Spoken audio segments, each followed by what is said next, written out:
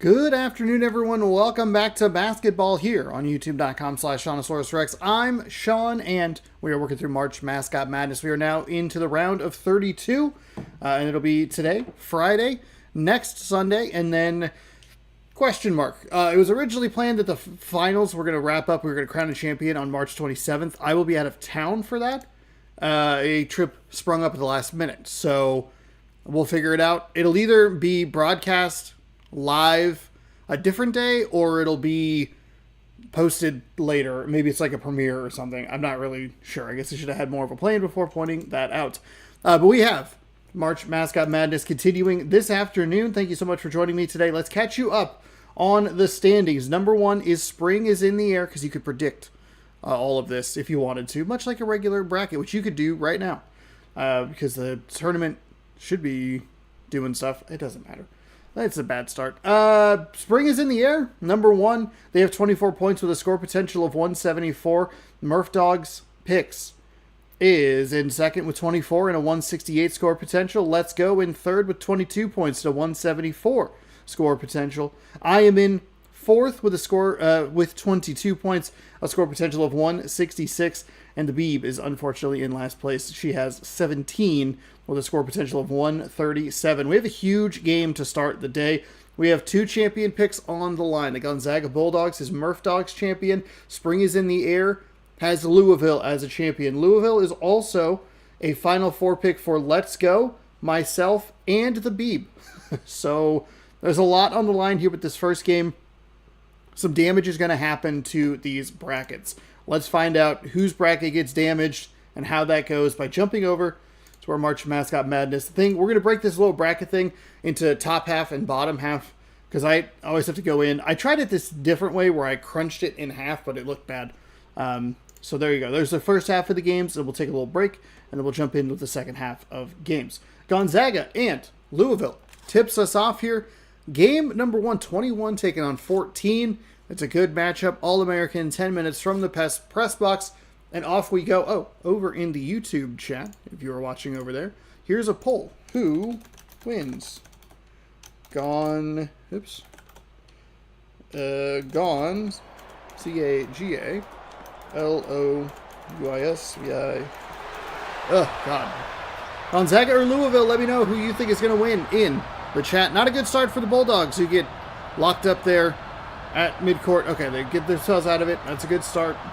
Not a great start, but it is what it is.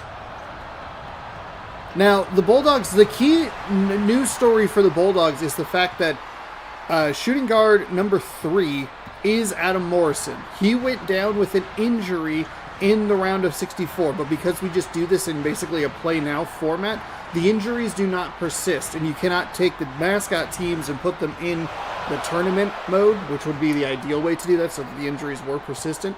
But he'll be back on the floor today. Gonzaga survived their first round, and then Louisville dominated their first round, though Weber State put up a bit of a fight in the first half. Let me pull up the challenge real quick.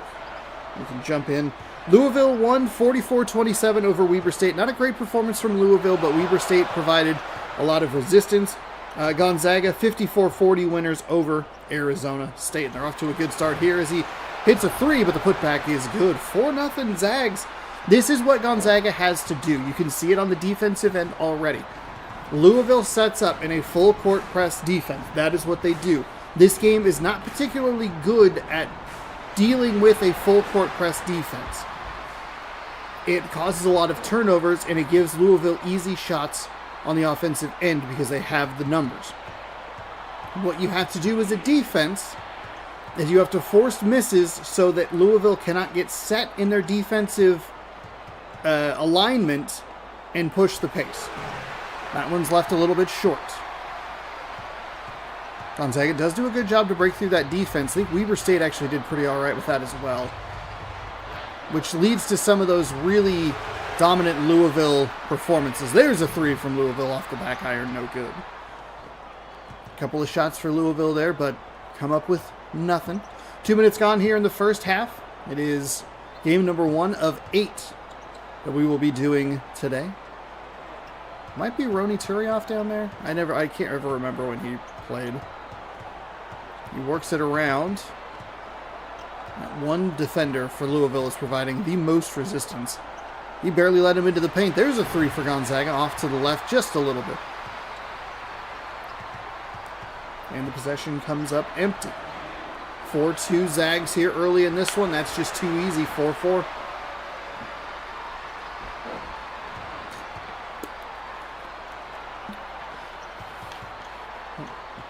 Okay, that jump spin pass is not what you want to see from any offense, bringing it up the floor.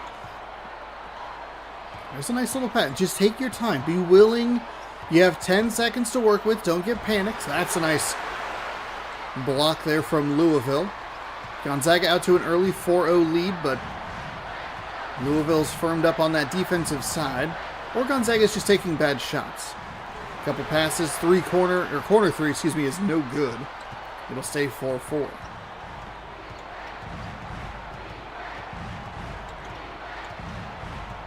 Screen is set, trying to drive inside.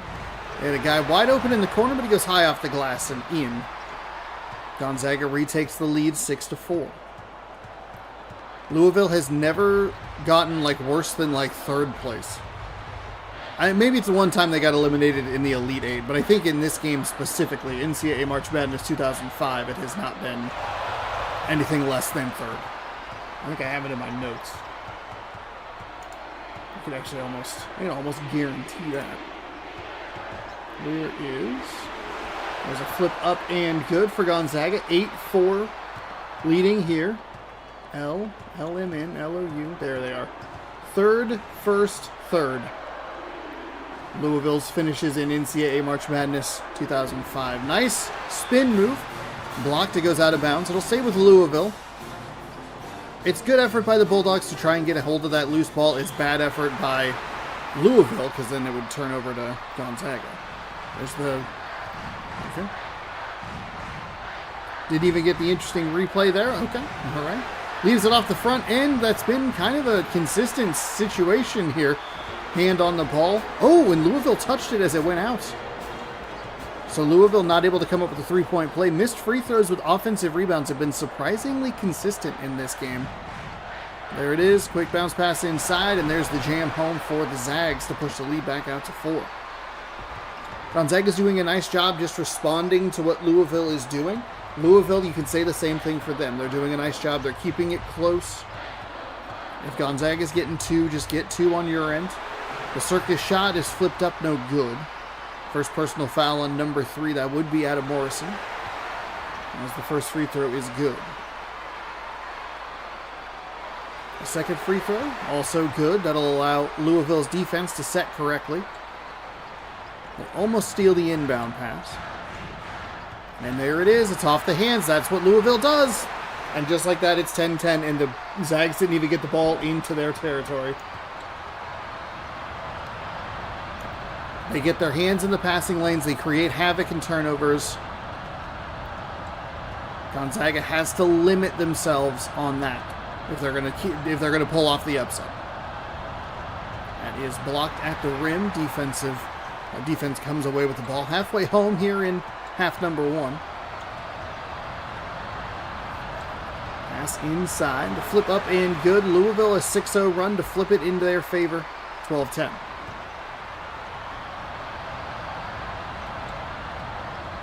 And the Cardinal there, is swooping in front of the inbounder. They're just getting past that half-court line. It's getting tight. There's a 3 from Gonzaga, a little bit long off the back iron. So 12-10. There's it to the corner. Oh, nice block on the perimeter. There's a 2, deep 2. Rattles around the rim. It's going to be, another block for Gonzaga. Third block for number 1 already here in this game. There's another one. Kick to the corner. He steps inside a couple of steps and knocks down the 2. It's an exciting way to start. A couple of champion picks on the line. Right out of the gate.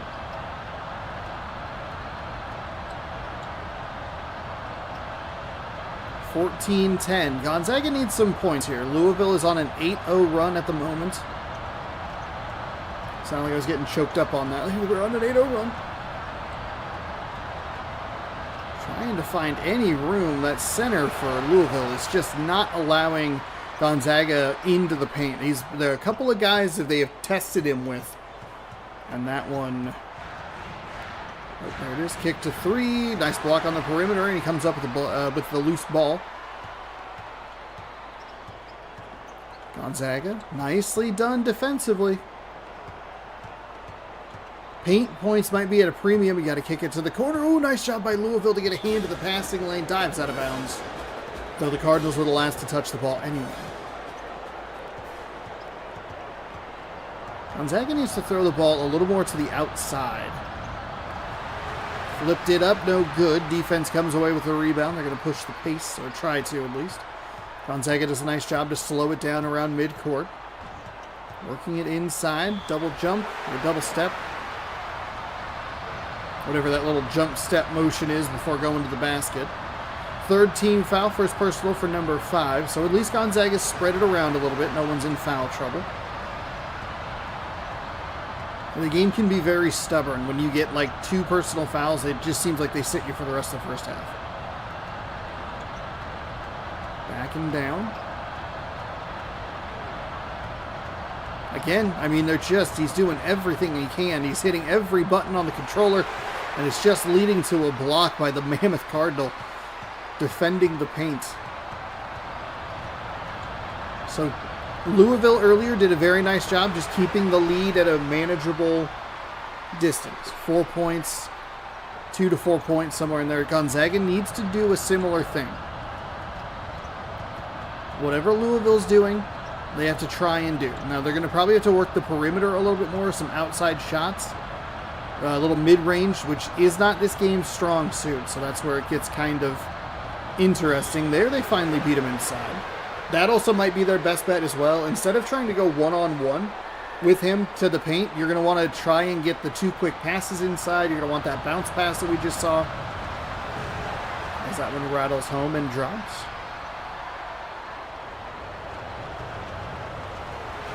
And he left it, but hey, the tip-in's good. A 3-point play for Gonzaga cuts it in half.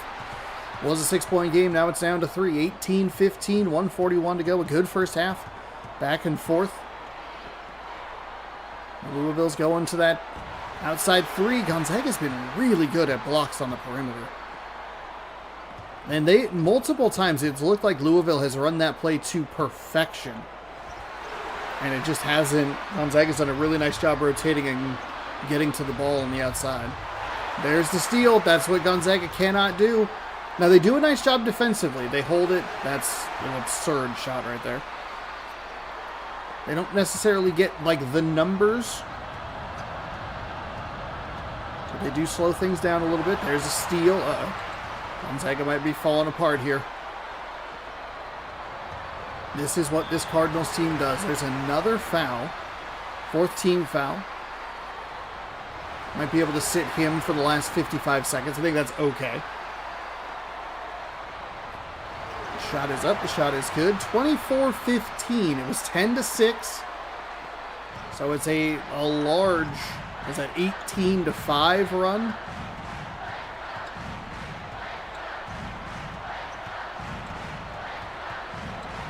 There's a pass inside. Trying to back him down. There has just been no room in the paint. And it's just into a block. I don't know what that center is doing in the offseason. It's working. Louisville's getting quite a few of those favorable little, like, side shots.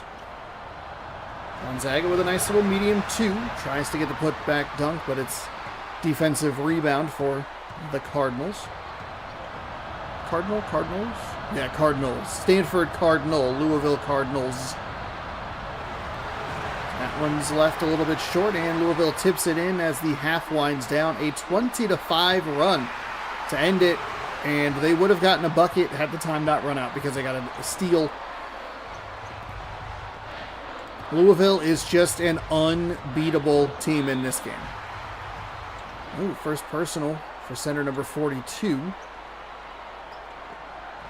Now, they are beatable. They have finished third in these tournaments before. They're not, you know, they have a couple of losses on the record. Gonzaga's got to come up with that ball.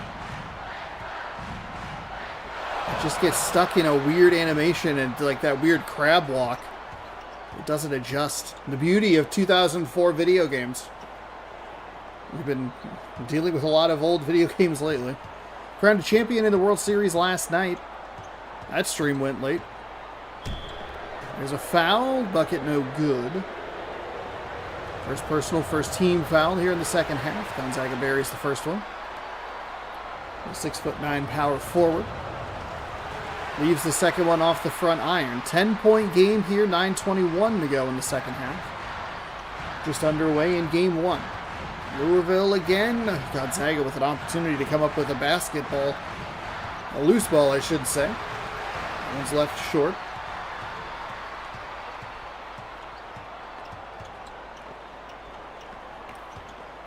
Bounce pass inside. There's another foul. That one's going to be a good basket, though, so a three-point opportunity for the Zags. Now they're starting to work it inside and get the benefit of foul calls. Rattles around and drops. Gonzaga's going to work with a little pressure in the backcourt. And they're going to try the Louisville method. Oh, and it works! Gonzaga steals a possession away from the Cardinals. How about a little taste of your own medicine? Now they have to come away with points. They do. 26-21. I don't know why you would back out of it now, but maybe you don't feel super comfortable in it. Working into the side for a three. Leaves it a little bit short. I think it was going to be a two. There's a foul. Second team foul. Usually I have noticed that when the game blows the whistle early in a half, we do get quite a few fouls in the first few minutes. Then it tapers off a little bit. That one's no good, no good, no good. Defensive rebound, finally 3 shots at it, but Louisville goes 1 for 2 from the line. These are the opportunities Gonzaga has to capitalize on. There's the bounce pass inside. Nice block by Louisville, and it'll stay with Gonzaga. Number 32, they're going to try and work inside again, back him down, but he ends up in kind of a double team animation. There's another block.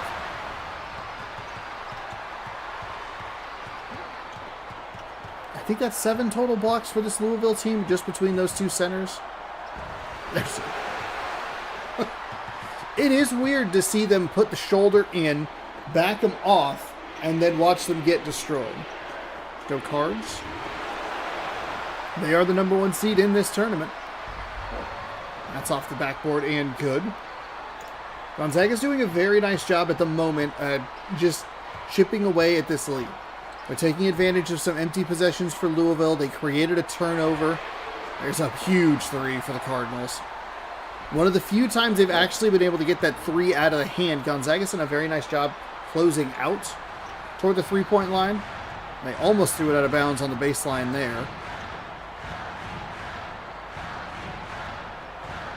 That's a big 3 for Louisville. There they go, working it to the corner. Number 22. Left that one way short. Offensive rebound. Flipped up and good. So the second shot at it gives them 2. 30-25.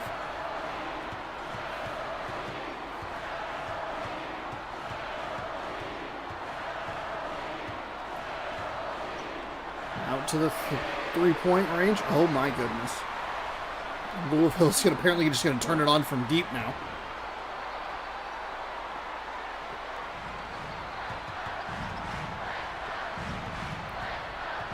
Keep it going, Gonzaga. They've done a very nice job. Not a ton of turnovers in the backcourt. That's the Cardinals calling Cardinals. That's a steal. That's a nice job. They got the hands and the wings in the passing lane. Create a loose ball and get it. That's kind of been the difference. Louisville, who takes a 3. That's the 3rd 3 in a row for Louisville on the offensive side. That's a big difference in this game, has been the fact that Louisville, when they're getting hands in the passing lanes and creating those loose balls, they are coming up with them. and turning defense into offensive opportunities. Gonzaga's not doing a great job at that. They've had a couple opportunities with loose balls, but Louisville's come up with them in the backcourt, which means that Gonzaga's really had to fight for their shots, where Louisville has at times had very easy opportunities. That's another one. There it goes. Just perfectly bounced right into the Cardinals' hands. I think we're going to see one of these games where Gonzaga at least tried to make it close, but Louisville stretched that lead back out. It was a 5-point game and quickly went to 10. There's a nice shot high off the glass. Second time we've seen that.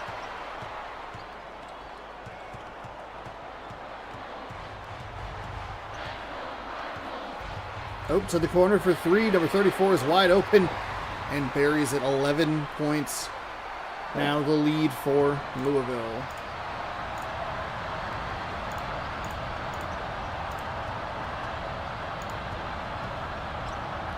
Oh boy, that's an aggressive pass. Those don't usually work in favor of the offense, but it does that time.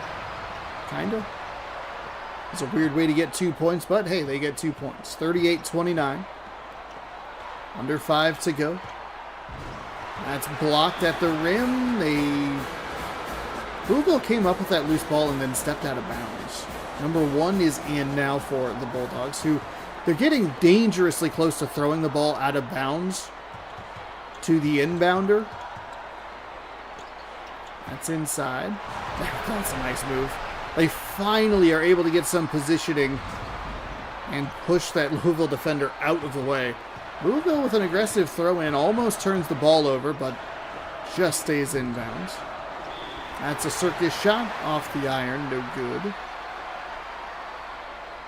The 2 offensive players in that area force the defender to make a pick.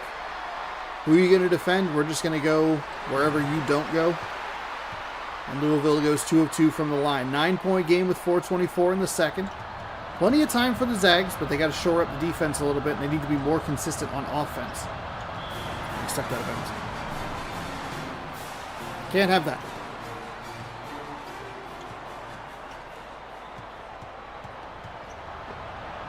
That's been a weird problem in this tournament. I don't know why that's out of bounds. Gonzaga ball off the back of the backboard.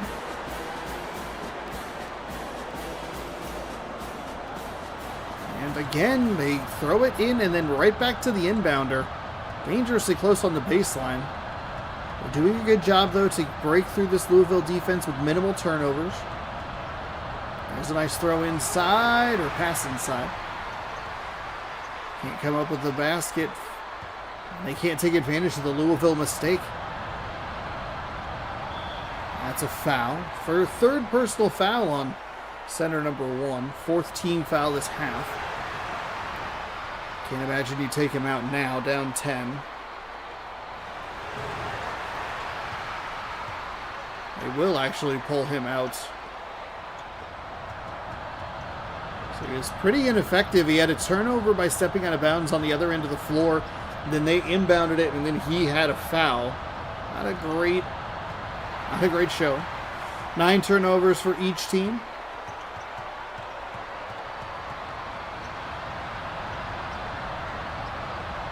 Quick passes inside number 52, and it's going to be no basket but a foul. Second personal on number 42, the center. That one is no good. Interesting. Very interesting. That shot is up and good. 43-31. Louisville taking control here. It got close. There have been 2 runs for Louisville. 10-6 turned into like a 10-point lead in favor of Louisville. It was Gonzaga 10, Louisville 6, and then a huge run. I think it was like 18-5, something like that. And then 30-25 turned into 43-32. And it's been 2 big Louisville runs that have given them an advance into the Sweet 16. Still time. Gonzaga has, 90 seconds or so to turn this lead from 10-5. You need, there's 1 good defensive possession. You need probably 2 more. You have to turn these into points, and Gonzaga's not been great at that. Trying to get the circus shot, no good, but they do draw a foul. And maybe with 3 personals, they will pull that Cardinal from the lineup. See if number 2 gets substituted. I guess it'd be even more interesting if they call a timeout to sub him out. 2 for 2 on the free throws. And they will indeed substitute number 2. See if number 4, because I think number 2 had a 3-point icon. There's a nice defense. Gonzaga needs that. Another foul. Oh, interesting.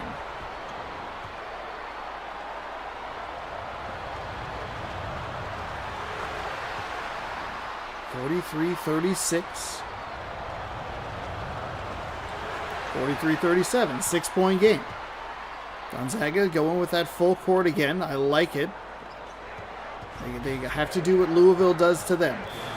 And he stepped out of bounds. Oh, that's an interesting pass. Back-to-back interesting things that both teams did. Loose ball finally comes up Bulldogs. Louisville again doing a great job putting hands in the passing lanes. Number 3's got to kick that ball out. It's stripped and will out of bounds. The interior defense for the Cardinals has been incredible all game long. If you have the ball inside, you're either going directly to the rim that's spun out. That is a brutal break for the Bulldogs. You either need to catch the ball at the rim or kick it out. The red area is a no-go against this Cardinals defense. There's a nice block by the Zags who come up with a loose ball. Trying to push the paint, or push the pace, excuse me. Under 2 minutes to go. There's a huge jam. Gonzaga's done what I said they probably had to do. 90 seconds. And they come up with some good defensive possessions, and the lead is down to 2 possessions.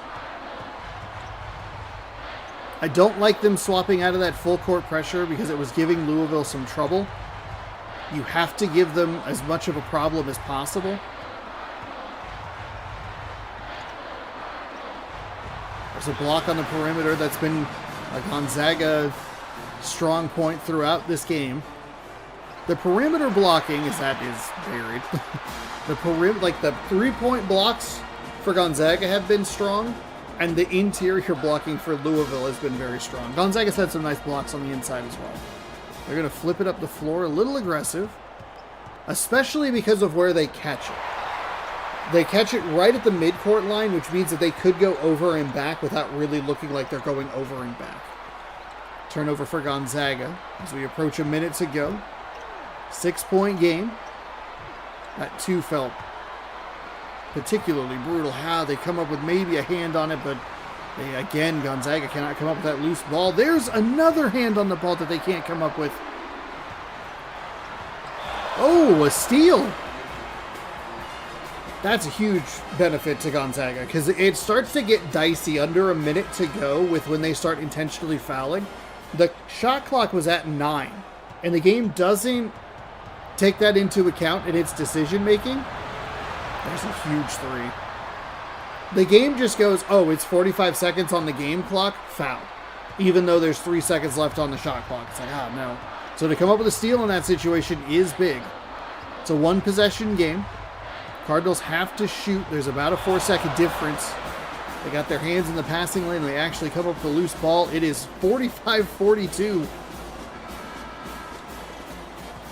And Louisville is not playing their traditional defense. That is not the time to get out of that defensive set.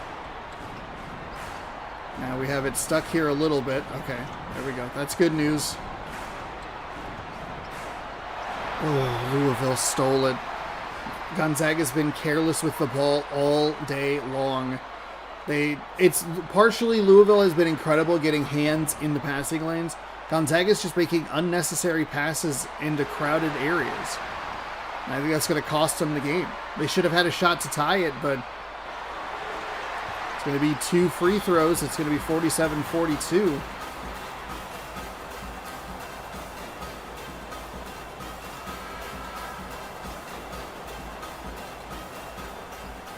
Gonzaga pushes it up the floor.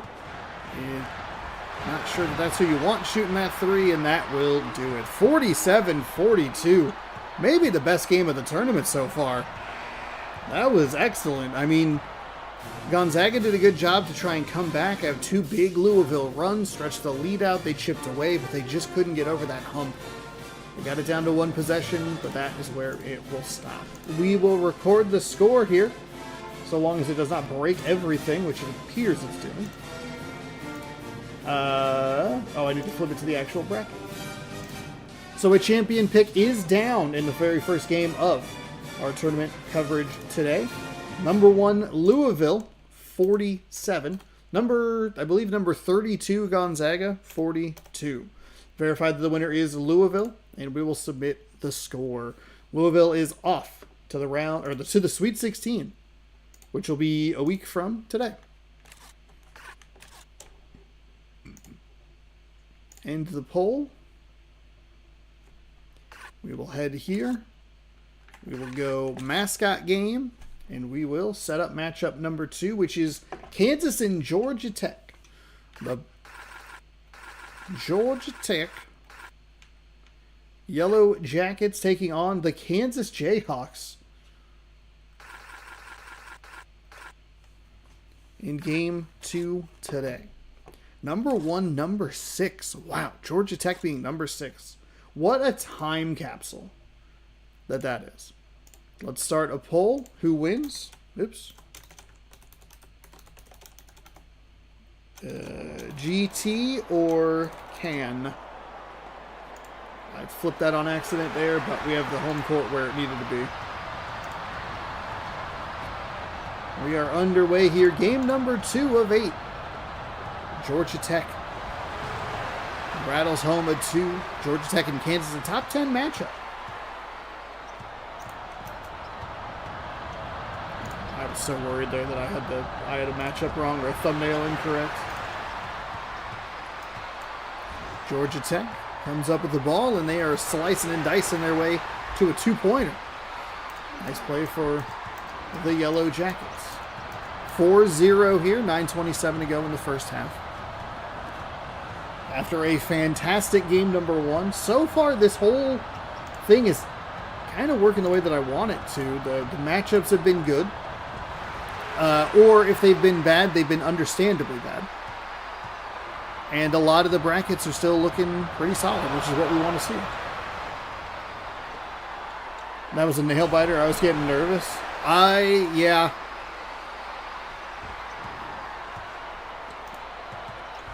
I was wondering about that. So Kansas does a nice job to come up with turnover. If theoretically Kansas will be able to withstand any runs, number 1 ranked team in the tournament. There's an and one opportunity. One thing I do like about Kansas is their mascot is number 1 half. I'm a big fan of that. Left it short.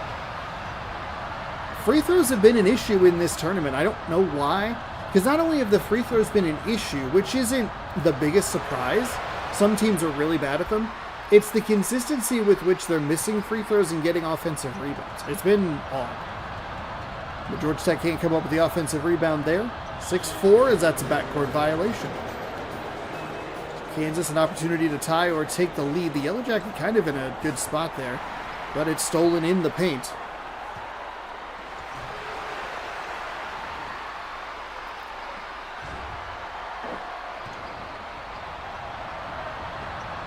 Oh, I flipped who had Louisville moving on. Okay.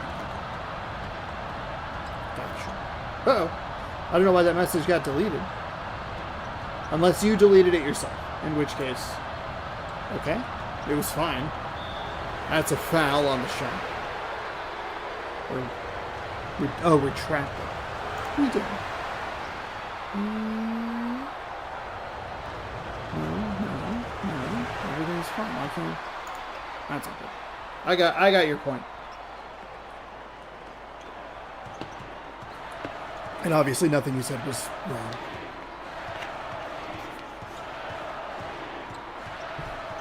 Eight to 6, Georgia Tech leads. I got a little lost on who was going where there. I thought that was an interception, but it was not.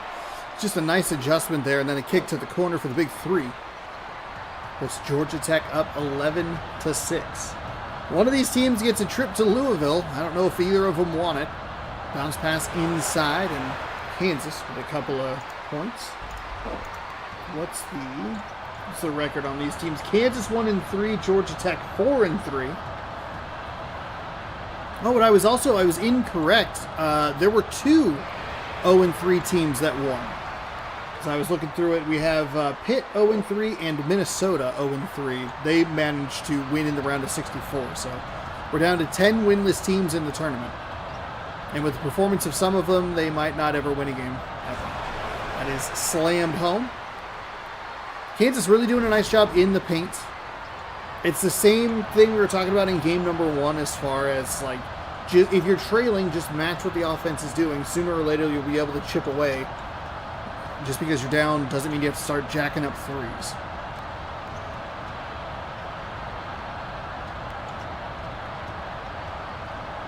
It's a bounce pass inside, number 12, trying to back him down. Having a slight bit more success getting into the paint. Spin move into the glitch position and the hand on the ball, but Georgia Tech comes up with it. They're going to have to put up a deep 3. Somehow that hit the rim. I don't know about that one. I think the shot was probably, the dunk would have been good, but I'm surprised that the shot clock reset on that. Georgia Tech with a nice offensive rebound and a slam home to put them up 16-10 as that rattles off the rim. No good. Blocked again. Loose ball. Finally grabbed by the Yellow Jackets. Yellow Jackets are one of the teams where their costume's pretty expanded, so you can very clearly see it drop into the floor graphically. It's very odd. Syracuse is another one because it has such a big butt.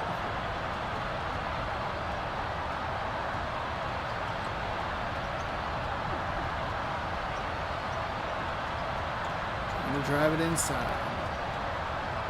Oh, nice steal by Kansas. He kind of came out of nowhere. He was right in the middle. That felt like in like the NFL when a safety or like a middle linebacker maybe is a better example, just like puts a hand up. Like, where did he come from? There's a nice 3 from Georgia Tech. Left it short. Kansas rebounds. Down 6. That's a deep 3. I don't know if you like that shot in most scenarios. I think you like it less in that scenario. Georgia Tech comes up with a huge block. And there's a foul.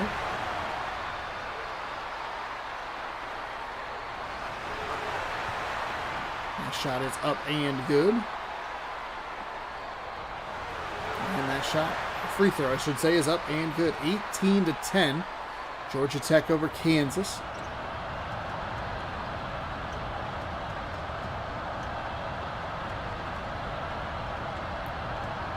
There's a full. Okay, they went ahead and just cleared the landing strip for him. No, go ahead, please, Mr. Jayhawk. Don't let us slow you down. The shot is up and good. The free throw is up and good. And that is up and good as well. 18-12.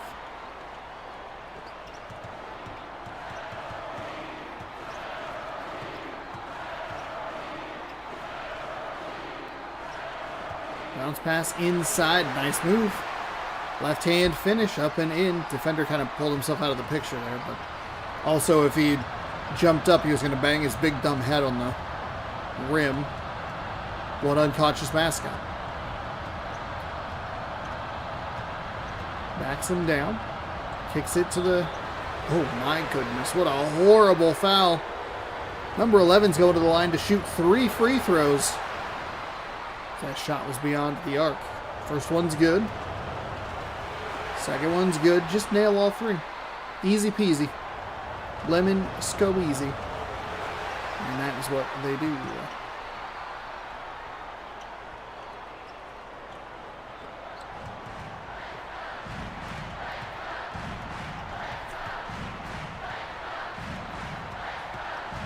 (20-15) here. Georgia Tech's been in control this first half, though Kansas has never truly been out of it, which is what you want to see, even if a team like has had the lead consistently. There's a 3 for Georgia Tech off the left iron. couple of bounces, drops into the Jayhawks' hands. That little string of threes for Louisville in the previous game was a big part of their surviving of Gonzaga. I think they hit back-to-back-to-back threes. There might have been a 2 in there that I missed.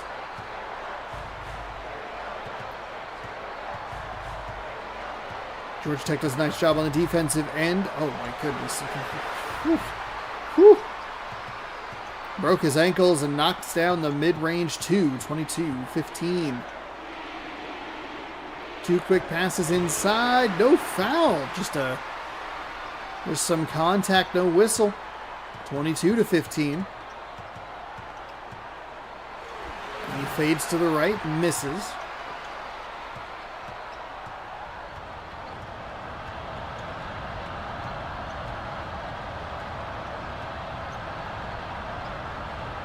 Two quick passes inside yet again. Oh my goodness. 2 things. 1, the 2 quick passes thing has been so effective, and Georgia Tech is doing an incredible job defensively. Number 2, it's not really important because they got the turnover, but Georgia Tech did not need to block that shot. The collision pushed the Kansas defender behind the basket. He was going to throw it up into the back of the backboard. Would have been a turnover either way. But Georgia Tech creates another takeaway. And they go again inside. Finally switches the hands to an easier finish. It's a right-hand finish that doesn't get annihilated by a Georgia Tech defender. Kansas doing a good job on the defensive end. Finally getting themselves something on the offensive side. There's a nice block. It's out of bounds. It'll stay Georgia Tech ball.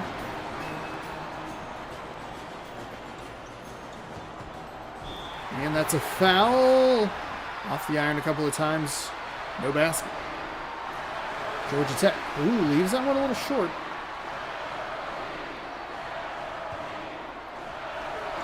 Doubles the bounce at the free throw line and makes it a 23-17 game. So we went 1 for 2 from the line, I believe. Yes. 1 for 2. There's a pass inside. I don't know how that is not either a foul or what's going on there. But Kansas does come up with the ball. It'll stay on this end because it went out of bounds last touch by Georgia Tech. Driving inside, looking for a finish, and finally a foul called on the interior. Kansas has been to the line a couple of times already today, but... Oh, they've been to the line now 4 separate occasions? Okay. Well, one of them was a 3-point foul, which is awful. I just feel like Georgia Tech, they have not been really blowing the whistle much on this end of the floor on the interior. Substitution. Number 4, the center. Oh, what a steal. Kansas comes up with points. And it's 23-20. 1:50 to go here in the first half of action. Oh, there it is. There it is. Bounce pass inside. Easy 2. Flipped up and good. Georgia Tech reads that, or ran that play to perfection. And maybe not perfection. We'll give them like a 9.4 out of 10 on that. Some room for improvement, but not much. It got set up really nicely, but the ball handler did not see it as cleanly as it should have. Felt like he was a little late on it, but of course we are also watching from the press box rather than the... That's a block. Rather than, first person on the floor. That is no good. Kansas just not really able to get over the hump. They've been in the game the whole time. Lately they've been down between like 4 and 7-ish points. They're getting absolutely crushed on this play now. A couple of times in a row Georgia Tech has been able to run that. Just run it again. Create a little bit of collision, confusion, slip a speedy guy to the paint. And then even on the other side, the 2 quick passes has been unbelievably effective in this game throughout the tournament. Every tournament we've run, that is the play. Georgia Tech is doing a terrific job covering it. And Kansas does a nice job of that possession defensively. We can't turn it into points on the other end. Oh, shot clock is off. That was a beautiful opportunity for Kansas. They leave that one on the table. There's a big jam home. Not really sure how we got through all of the traffic, but there it is. 29-20.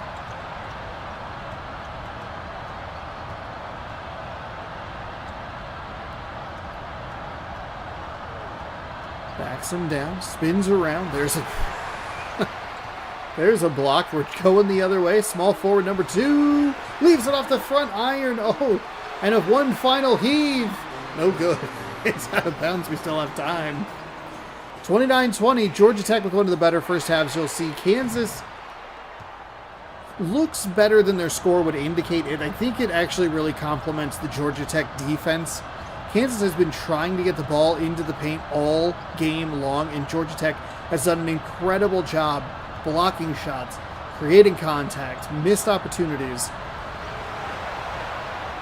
But a nice shot there from the outside. Kansas off to a good start.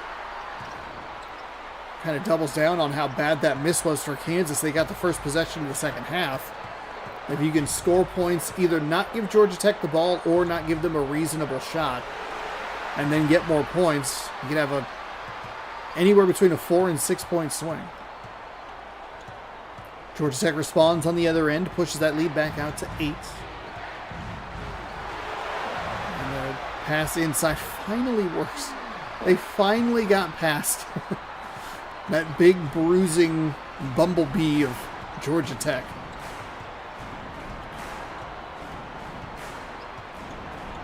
Spins around, kicks to the outside, trying to drive. Oh, Kansas felt like they were in a really good position out of bounds. Kansas ball. Thought that Kansas was going to be in a really good spot to get a block there, but the shooter just to the right of the defender got it over the shoulder or the arm that was down. As the mid-range 2 is no good off the iron. 31-25. Missed opportunity for Kansas. Georgia Tech threw it off the back of the backboard, inside of bounds. Blah, blah, blah.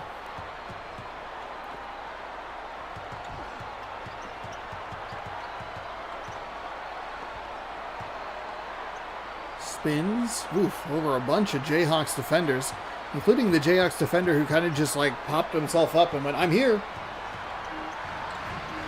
Final seconds of the shot clock. They have to put up a desperation 3. No good. Kansas almost stepped out of bounds on the baseline. It would have been a brutal turn of events after pushing that shot clock so low, forcing a desperation 3, and then to give them the ball back on that, on the baseline turnover. Yikes. They can't come up with anything on the offensive side. It's been a problem for Kansas. It's one of the more surprising facts or aspects about this game is the fact that Kansas is just a 1-3 in the tournament, and they are the number 1 team in this game. Louisville has lost twice. They are 16, now 18 after winning in the first and second round now. Louisville will end up with probably 20 wins in the tournament before it's all said and done. This year's tournament is all said and done. And if we include a bunch of the other games, they are probably double that number. Easy.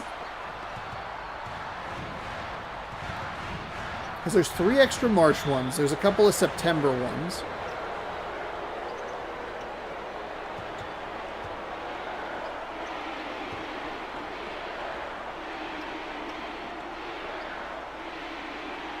Oh, flipped up and off the iron. No good. That's, I think, off the bottom of the backboard. It's out of bounds. Kansas is the number 1 team in the country. They're ranked highly. Georgia Tech is number 6, so it shouldn't be that big of a surprise. There's a 3 for Georgia Tech, and that is banged home. 10-point lead for the Yellow Jackets.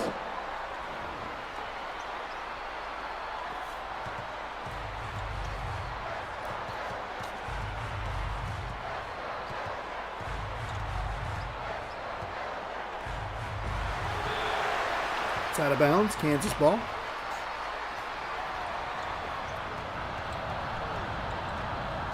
Trying to back him down a little bit. Kicks to the outside. The 3 is up. The 3 is good.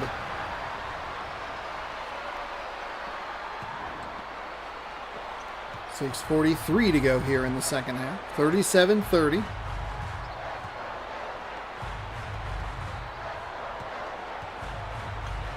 Fades to his right and buries the 2. Kansas has not been able to take advantage of the Georgia Tech misses, and Georgia Tech has done a really good job of responding to anything Kansas has been doing. There's a nice three. Okay. All right, Kansas.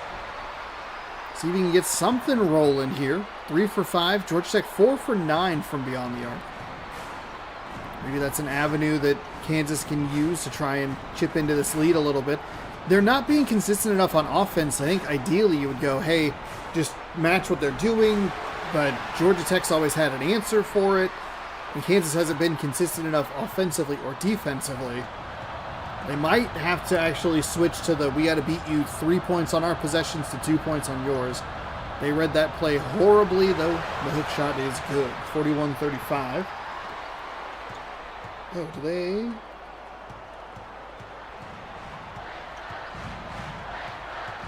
I was curious, do we have the ranks, the seeds yet, or is that later tonight? I feel like we might be doing it later as this is run out. Nice shot by Georgia Tech. They're going to get in the way of that. There's a bounce pass inside. Ooh. Wow. Nice job. The move got the Georgia Tech defender off his feet, completely out of the play. That was an easy two. 41-37. 5:09 to go here in the second.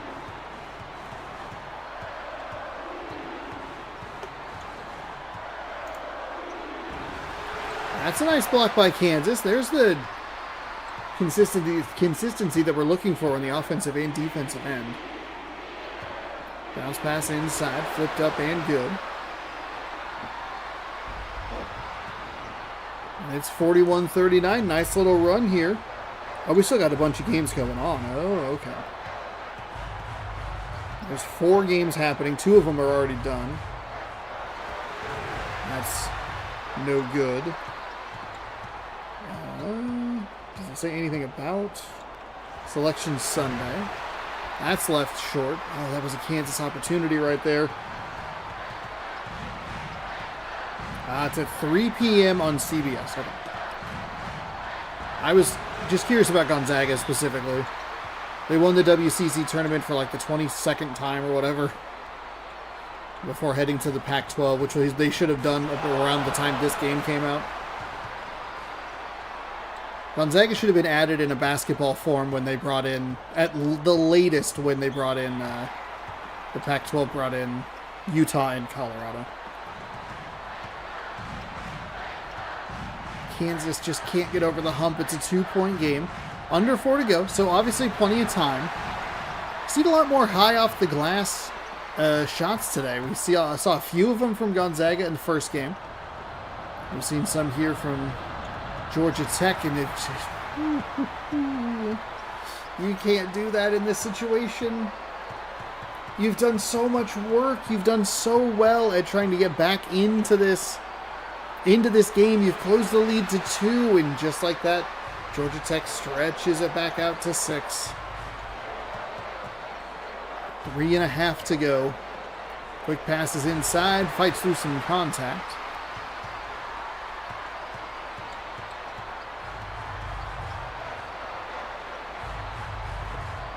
That's a 3 for Georgia Tech. Knocks that down. That's a brutal stretch of basketball for the Kansas Jayhawks. It was 41-39. It's a 7-0 run to push the lead out to 9 with 2:55 to go. A block. Thankfully, the ball did not bounce into the Kansas player. They will retain possession. Kansas will still retain possession. Throws it in. That still retains possession. Oh, no, just kidding. That one went to... Oh, man. Ice in his veins? Absolutely. They're going to need ice in their veins. It's hot playing in these mascot costumes. Georgia Tech takes the ball. Kansas is fading fast, and there's another shot that's knocked down. 50-39. 2.5 to go here in the second. This game got interesting about 45 in-game seconds ago, but then Georgia Tech has just dominated. That'll put a stop to a 10-0 run, or a 9-0 run. Instead, now it's just a 9-2 run. Goes on the outside. There's the kick. Nice job by Kansas to get out there and block that shot.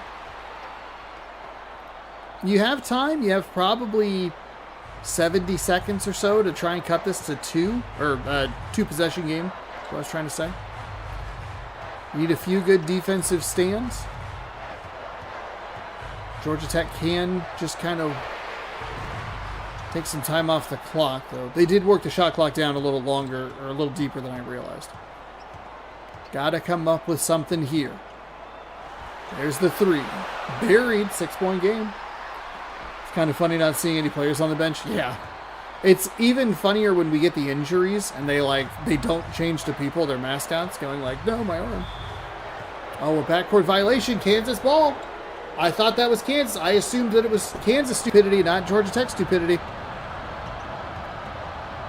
Yeah, stolen one. Okay. Well. Kansas said, I'll show you my stupidity. Don't you worry about it.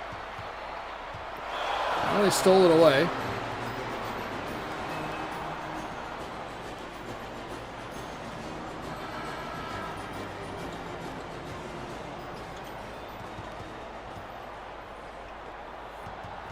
.117 to go here in the second half. Kansas still has a shot.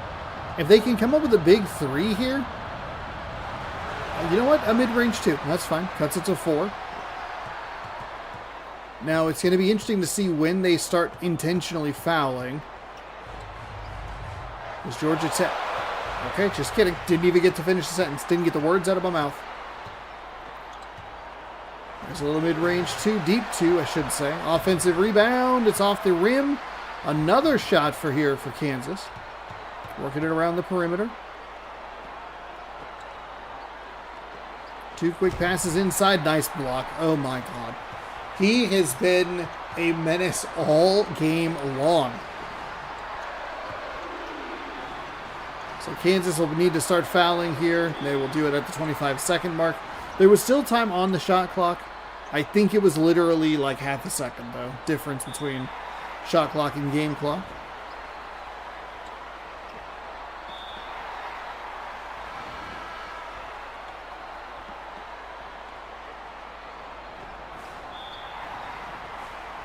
Another foul, another inbound pass from Georgia Tech. One more of those, and then they'll start shooting free throws. One of the things I haven't talked about a lot during these tournaments have been the fact that the idea that you would want, like, not a ton of team fouls going into this final stretch would be that you want to have as many opportunities to intercept inbound passes as possible. But we haven't really had a ton of inbound passes intercepted. I think one team had it, and they failed. They got exactly what they wanted, I think. I don't know. Kansas kind of has to work with some pace here, which is not the game's strong suit. Another foul. 3-point game. A couple more opportunities for the 1-and-1 for Georgia Tech. They've got to come up with the free throws. They don't. Timeout, Kansas. 11.7. Kansas doesn't actually necessarily need a...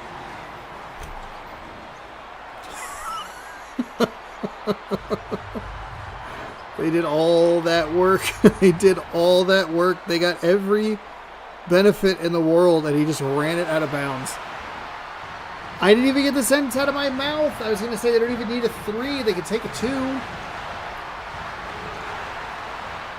Man, Kansas absolutely falls apart at the end. They got it down to a 1-possession lead and then just tripped over their own feet.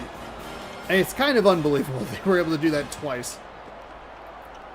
Center hook shot is no good, finally.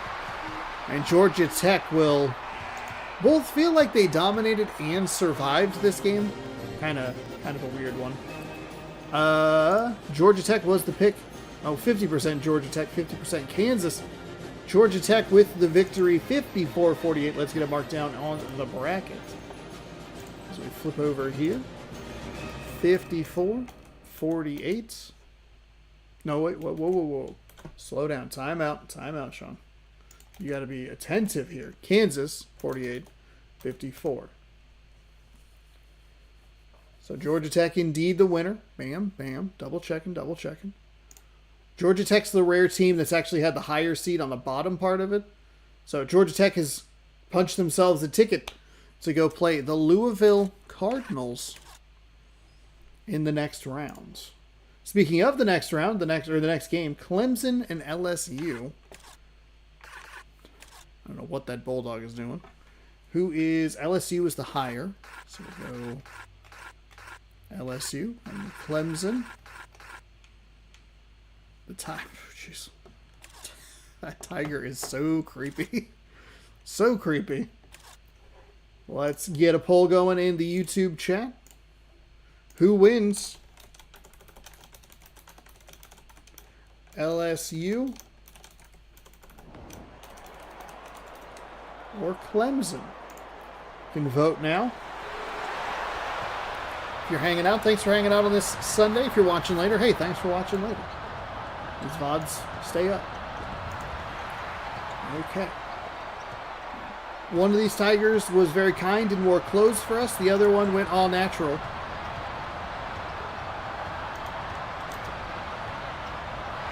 And the Tigers with the clothes get out to a 3-point lead. I think they had a good offensive possession or defensive possession as well.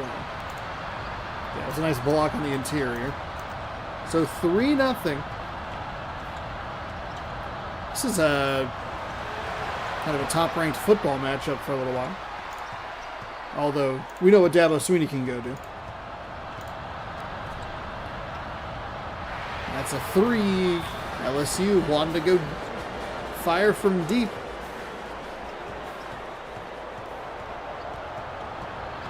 Three to 2. Clemson, is running that 3-point specialty play, but it's not a catch and shoot opportunity. The center gets called for the reach in.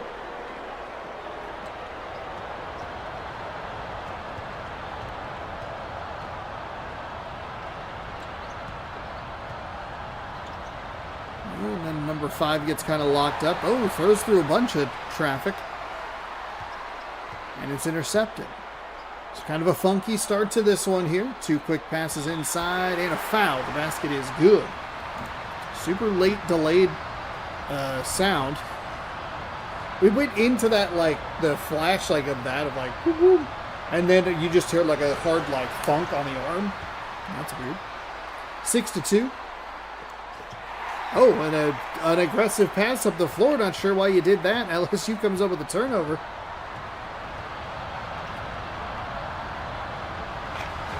That was a beautiful spin move. Would have loved to see him rewarded with a shot. Maybe a little too fancy. Maybe a little too full of himself. Clemson is 6-4 in this tournament. Tip-in is no good.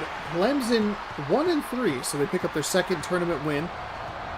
I like the aggression that LSU was working with there. That 3-point specialist was trying to get into the lane. And smartly, once the defense kind of collapsed on him, kicked it to the corner. Doesn't result in a positive play or a play that ends with points, but still some decent ball movement from the LSU Tigers.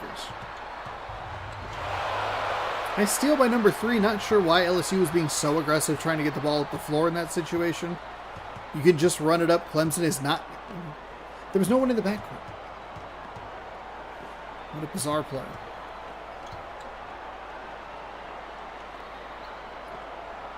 Almost an opportunity for an interception for LSU, but didn't see it coming.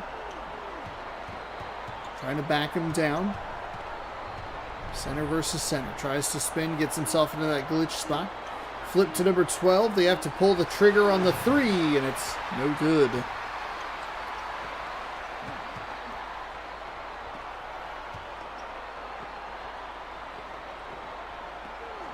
And that is slammed home.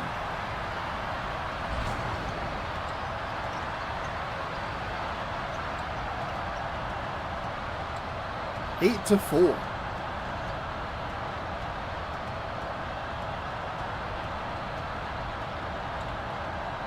Oh, there's a nice block on the inside. It's a bit of kind of a slow start for both these teams. Defensively, it's been pretty nice, but offensively has left a lot to be desired. Some funky ball movement from LSU led to a weird turnover. Clemson just hasn't been able to break this LSU defense.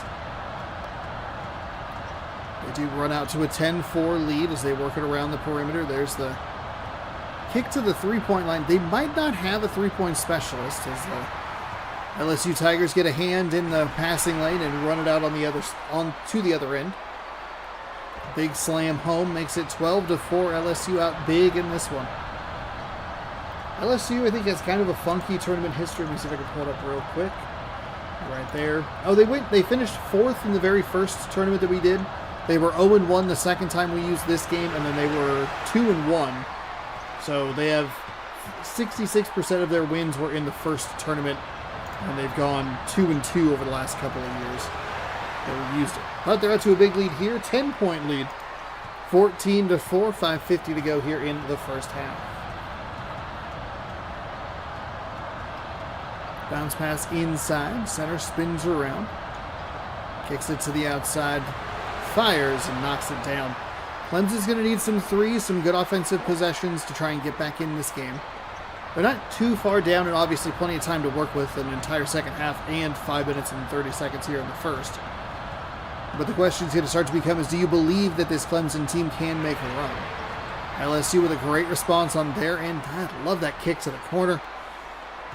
Knocks down the three, and it is 17-7.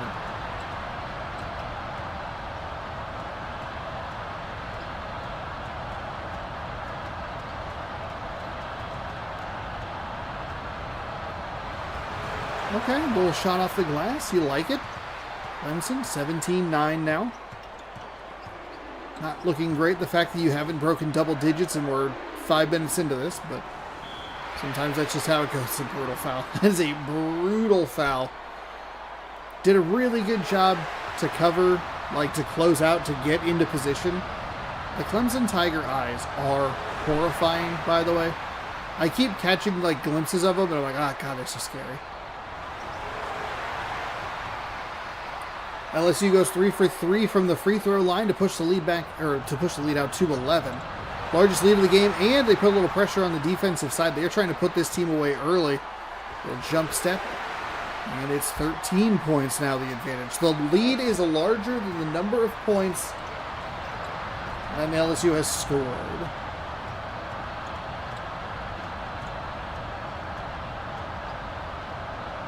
Oh, gosh. Why would you break that to me? Why? Why would you break that to me? Yeah, it's bad. I was 0-7 the other day playing MLB The Show 26, and we went 1-4 in the what's it called? The World Series.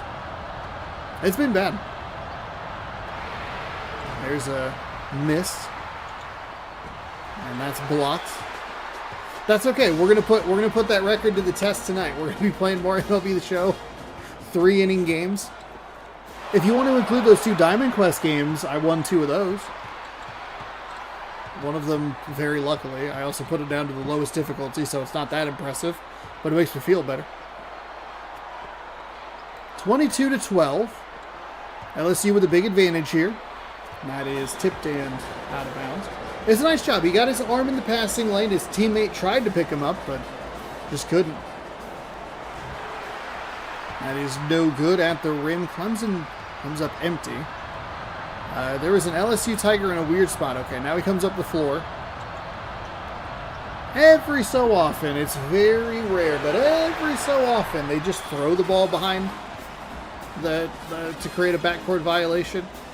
I was worried that LSU was going to do that. First personal for number 33.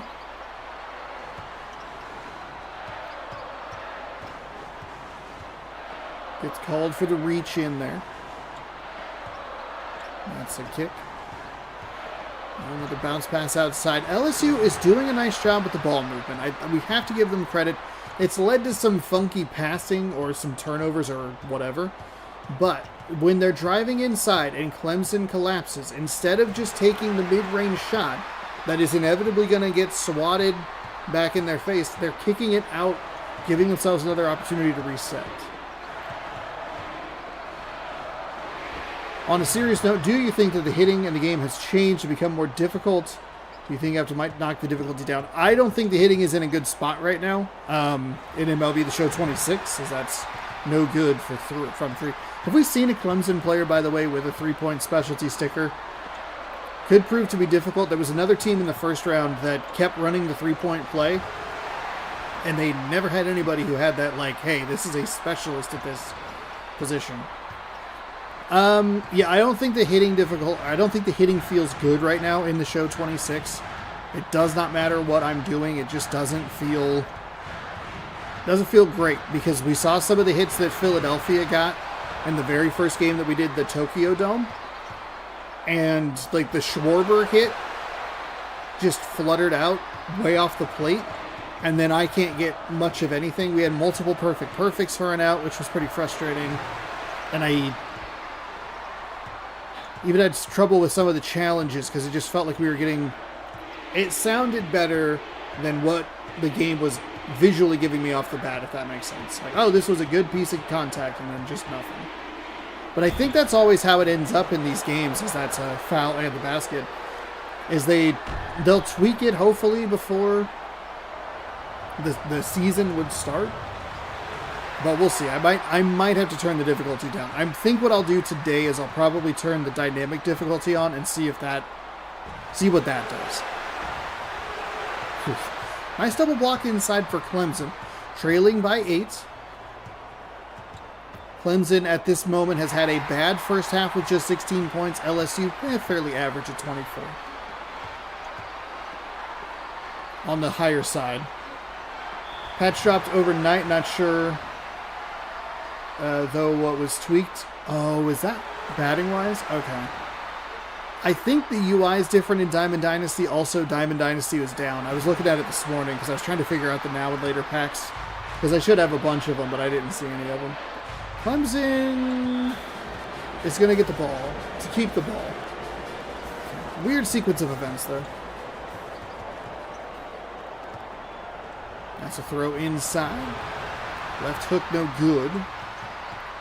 As we're working it back up the floor.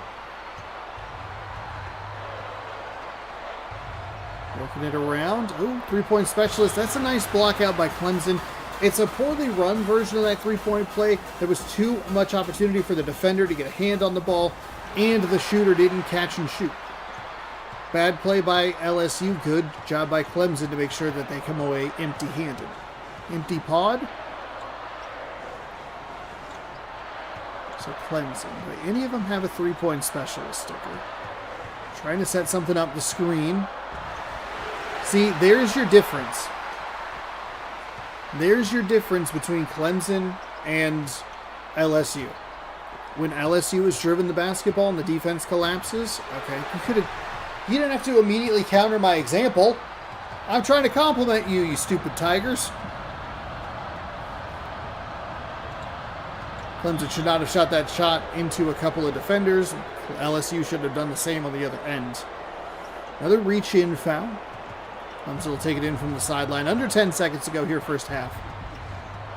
Works it. Dribbling. You're going to have to put up a desperation shot. It's going to get blocked. And that will do it for the first half of action. 26-16, your halftime score. LSU leads Clemson by 10.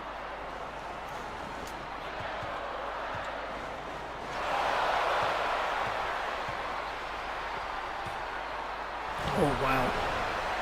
Nice finish by Clemson. See if they can get something going here. Cut into this Tigers lead. Okay, nice job. LSU with 2 turnovers already. This game is sponsored by Frosted Flakes. But what are they frosted with? Is it frosting or is it something else? The Memphis Tiger is also a very good Tony the Tiger lookalike.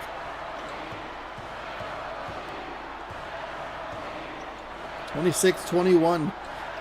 Clemson with a really nice job to get back into this game immediately in the second half.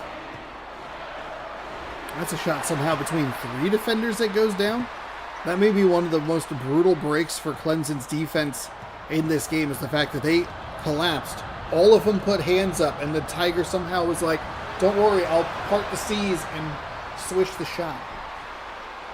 That is buried from 3. 28-24.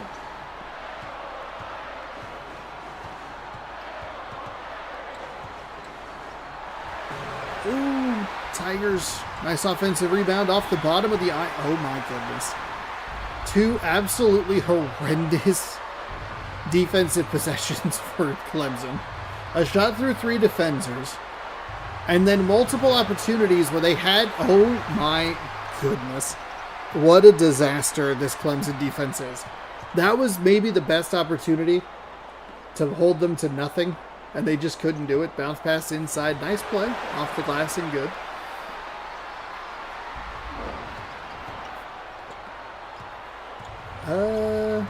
Is Illinois in the tourney still?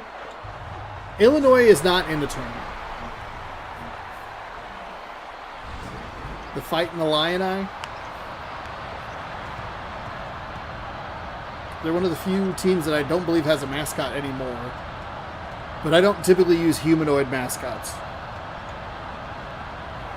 Because they're kind of boring. 34-26.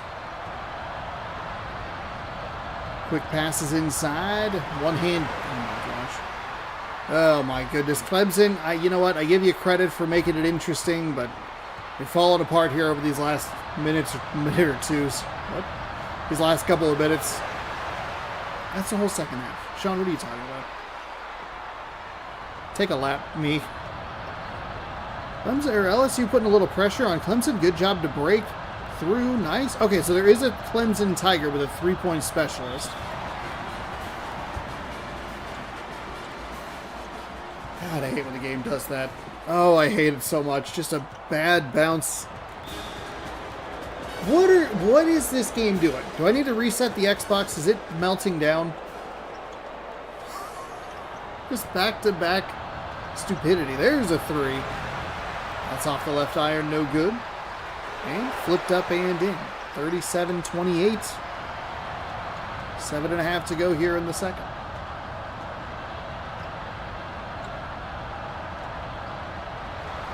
And no good. Okay. Clemson. I thought he was about to run that out of bounds. There's a deep three, no good. Oh, what a putback. That was huge. What a magnetization that he came up with that offensive rebound. He was very clearly in front of the ball, and then the game just magically went right into the hands for the dunk. And again, Clemson, nice little run here. Cut that lead to 7. Nice defensive effort. They're trying to... Boy, that's a dangerous pass through a lot of traffic.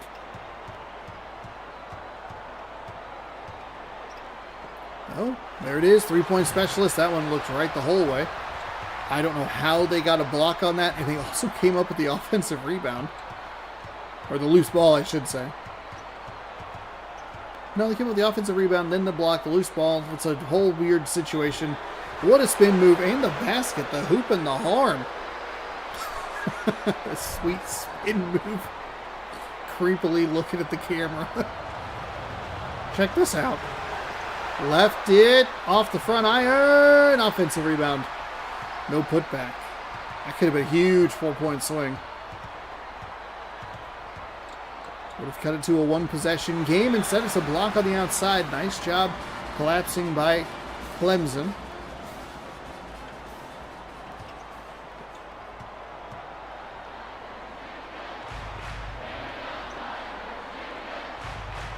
Oh, out of bounds. Clemson ball. They had a little bit of contact there that forced the Tiger to adjust his shot.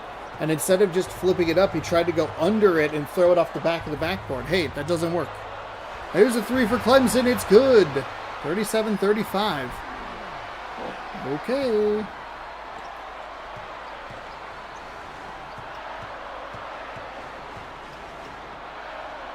There's a three for LSU. No good. This was Kansas's problem in the last game. They had a couple opportunities where the game got to a one-possession game, and then they just fell apart. Clemson able to tie things up. I love a timeout here from LSU. Slow things down. We don't see this a ton. I guess you really have to make sure that you use that you blow a big lead, which they did. 37-37, 5:20 to go. It's a brand new game. except for it's not. Spin move. Bounce pass back outside.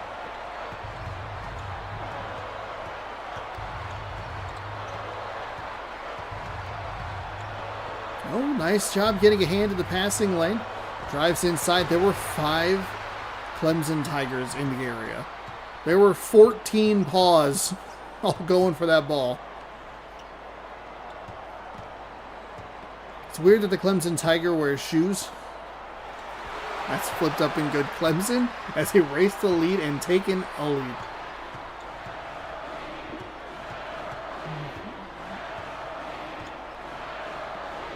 .4:30 to go in the second half. There's a jam from the Tigers of LSU. Clemson shooting 50% from the field. LSU not quite as good. 15 for 36, I believe, was the number.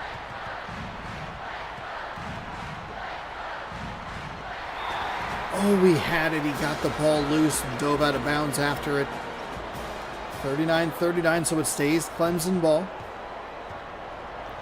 Can the LSU Tigers weather this Clemson storm? Not great. Not a great foul there. But also not a well-run play by Clemson. LSU did a good job to have the players in the correct position.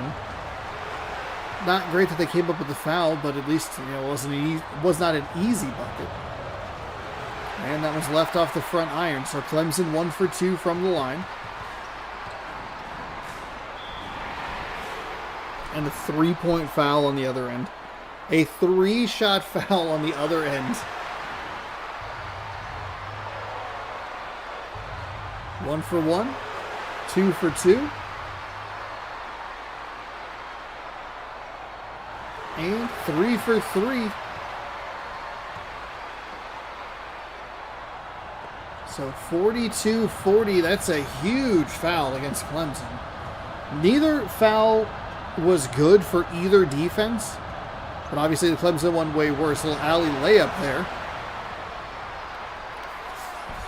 Feels so unnecessary in a game where you're losing by 2. To go, hey, what if we try this play where I throw it to you, you catch it in the air, and then throw it off the glass. They can't make the shot on the other end. Yo, what's going on? Walk off. Good to see you. Good to see everybody in chat. Thanks for hanging out. There's a kick looking for the 3. Spins around. Uses the screen kind of twice there. Actually not a terrible shot. Left it well short. Kind of question why he has a 3-point specialty sticker on him, but that's okay. 2 quick passes inside for the Tigers, and the other Tigers fouled the previous Tigers.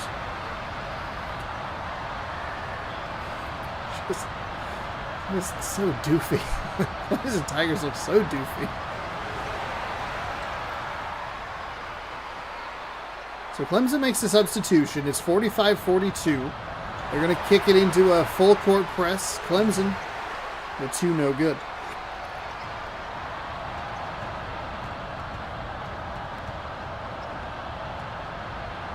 There's a deep 2 for Clemson. A nice offensive rebound right back up, and that's going to be a goaltend. When you get that weird little bounce, it'll be a goaltend. It did not show it in the corner, which is kind of weird. 45-44. 2:45 to go here in the second half. The bounce pass inside and a block. So they brought in this center to sub and then immediately gets a foul. I think they patched the Rogers Center glitch in 26. MLB 26. Oh, was it specific to the Rogers Center? I didn't realize that. Oh, that's hilarious. I saw a couple of clips. One of them was Shelfie of people hitting like 104-foot foul ball home runs. Oh, they did. Darn it. Dang it. I didn't even get to try it. Out of bounds, Clemson ball.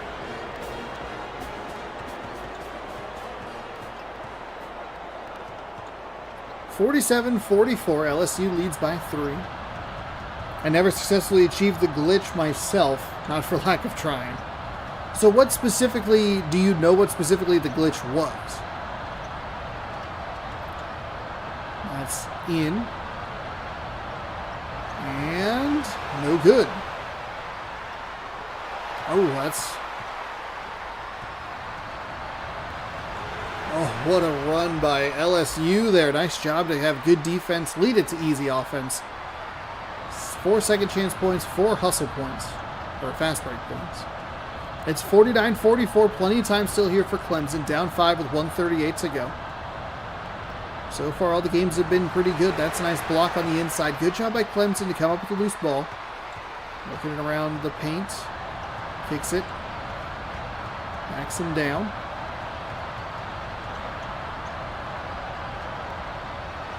And there's a 3. That's a good shot. 49-47. 1:15 to go. It's coming down to the wire yet again. It's been a good batch of games here in round 2 so far.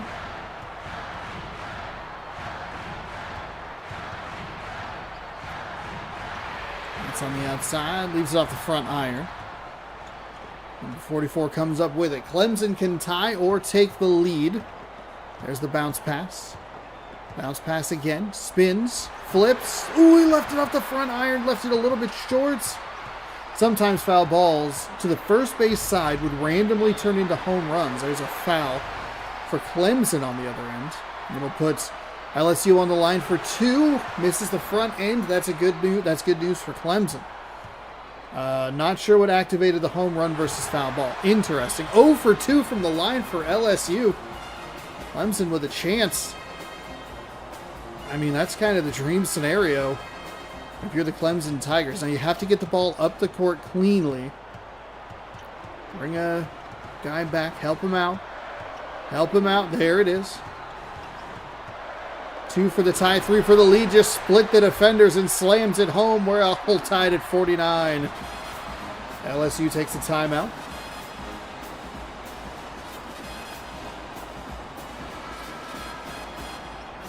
.7 seconds to go. LSU surprisingly aggressive, pushing the ball up the floor. Oh, it's an interception by Clemson. Uh-oh. Uh-oh. 12 seconds. We have not had an overtime game yet. There it is. There it is. It's inside. He couldn't make it. He didn't make the shot. All he had to do was make a layup. He put too much mustard on it. Oh, no. So now Clemson just needs some good defense here. 3, 2, 1. Desperation 3. No good. Okay, Clemson took a timeout with 0.6 seconds. He picked the Tigers away. All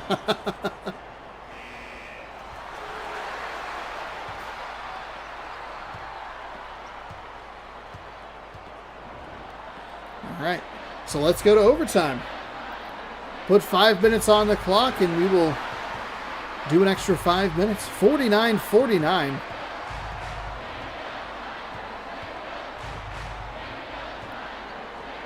We don't know what team they're rooting for because they just chant for the Tigers.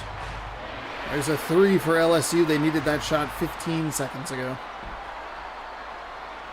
52-49. Now, hopefully we get a good overtime period. Sometimes this game kind of throws us for a loop where it goes, it's really tight and it's really good, and then the team runs away with it like a 15-3 overtime period.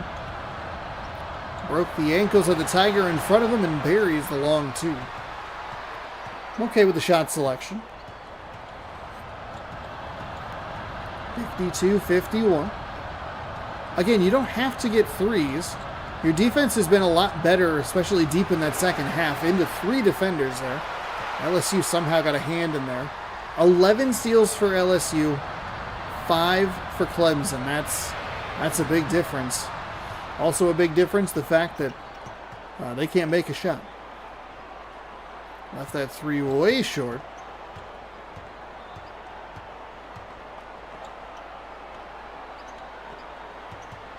Work it around the outside. That's such an unnecessary jump spin throw. He poked it out of bounds. I've never seen that before. Oh my goodness. Now it's Clemson ball. What happened? I laughed at them. He poked it, which we have not seen before. Then LSU threw it to a guy right on the baseline. That is wild. Clemson gets the lead on the other end, though.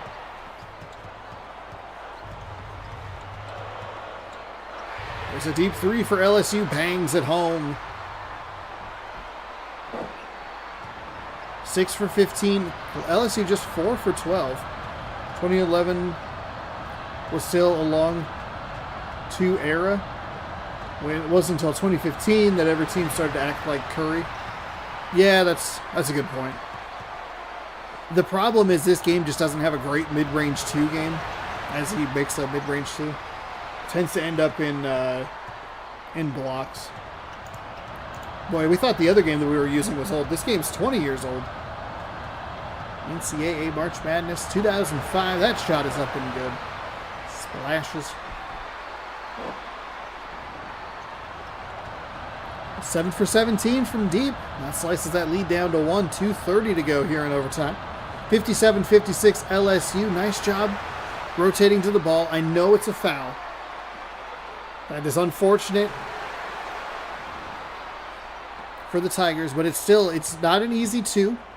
Make him earn it from the line. And he goes 1 for 2. Bang. You're down 2. We're going to make a substitution. That was such a stupid pass. Why? These teams at weird spots have just been like, we got to get the ball up the floor and we got to go now. That is blocked on the outside. Trying to get that long 2 to tie.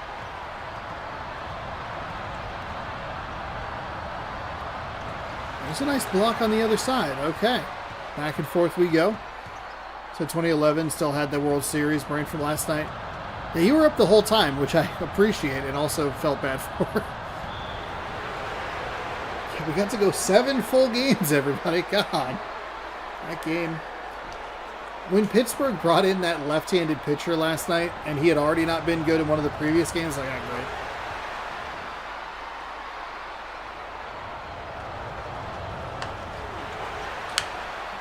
Between that and the Yankees only going 1 base, working station to station, giving the Pirates every opportunity in the world to switch pitchers.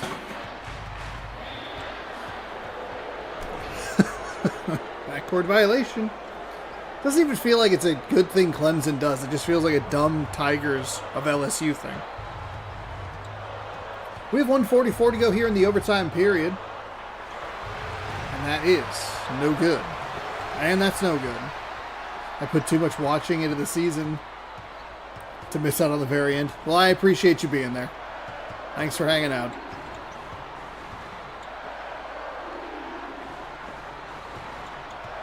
Oh, the lane was clear and the basket was good.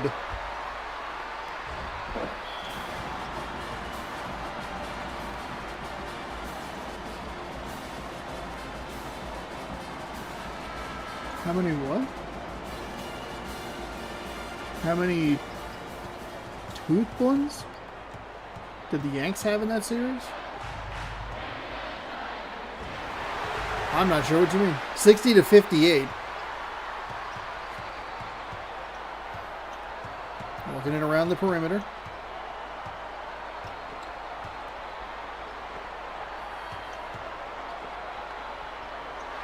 Oh, a 3 from LSU buried.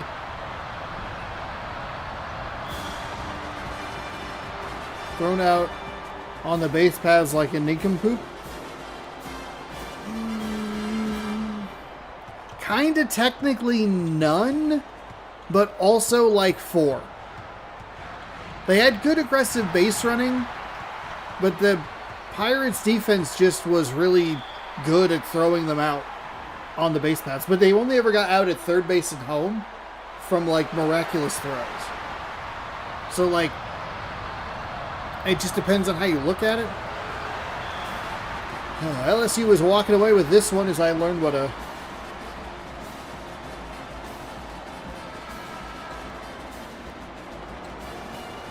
(65-58) LSU running away with it here in the overtime period. Clemson put up a good fight. that is rejected. And I mean, there's still a little bit of time. They're only down 5. And LSU hasn't been particularly good at free throws, so the problem now is that they need LSU to miss 2 to get the rebound instead of just the 1 and 1. The bonus versus double bonus. And both of them are made. 67-60 timeout Clemson. Never heard that acronym before. When I was in Little League, we just swore like adults and no one cared. Oh, the Golden Days. Oh, good thing. Yeah, it's a good thing he didn't have to play in the outfield for Pittsburgh. Goodness gracious. He had a huge hit late in one of the games. Well, that will do it here. LSU dominates the overtime period, and they will advance to the round of Sweet 16, excuse me. And they score 6-7 to 16. They didn't take a timeout, did they? Just 1.8 seconds, you're down by 6. What are you doing? Stop it. We have things to do here on this channel. Not really, but also kind of. Ooh, off the rim, no good. LSU wins. They outlast a Clemson team that was feisty, especially in that second half. 67-60. LSU verify that they are the winner. Submit the score, and we are ready to move on. So whoever picked the Tigers, you were right. As we will go ahead and end the poll.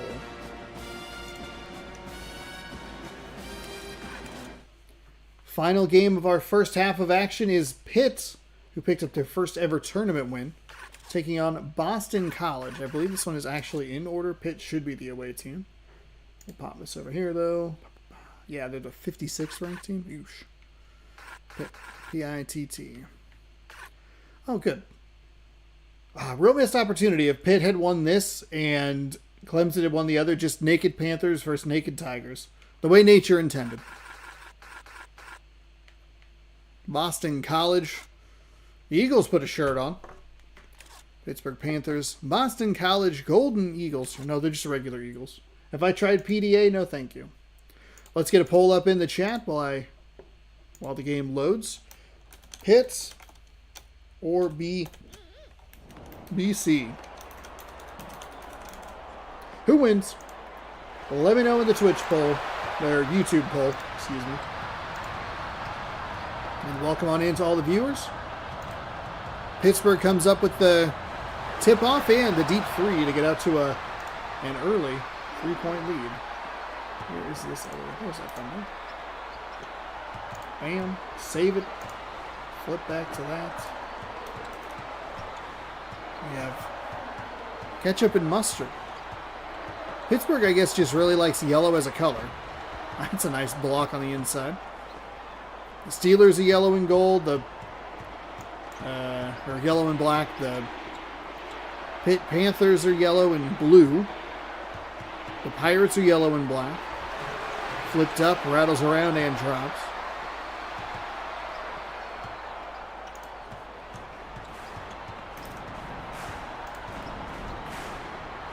Trying to run that 3-point special. Boy. Oh, boy. Oh, boy. They got a foul. That's a foul on the outside. Oh, my gosh. 3-point shot, or 3 foul shots upcoming for this Eagles team. Has not made anything from the floor just yet. Instead, they're 2 for 3 from the free throw. Is it too much to ask that they make 3 free throws? Yes. And that'll be a foul on Boston College. And a nice job to get those wings in the way.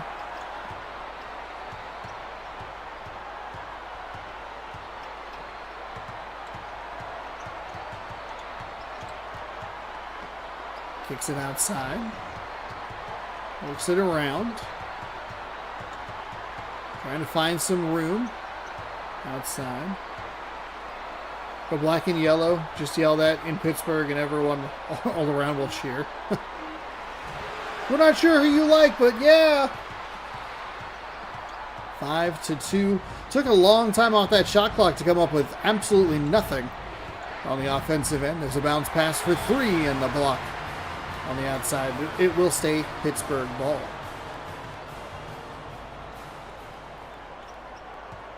Penguins too. Thank you. I knew there was a team that I was forgetting, as that is no good. Here's another.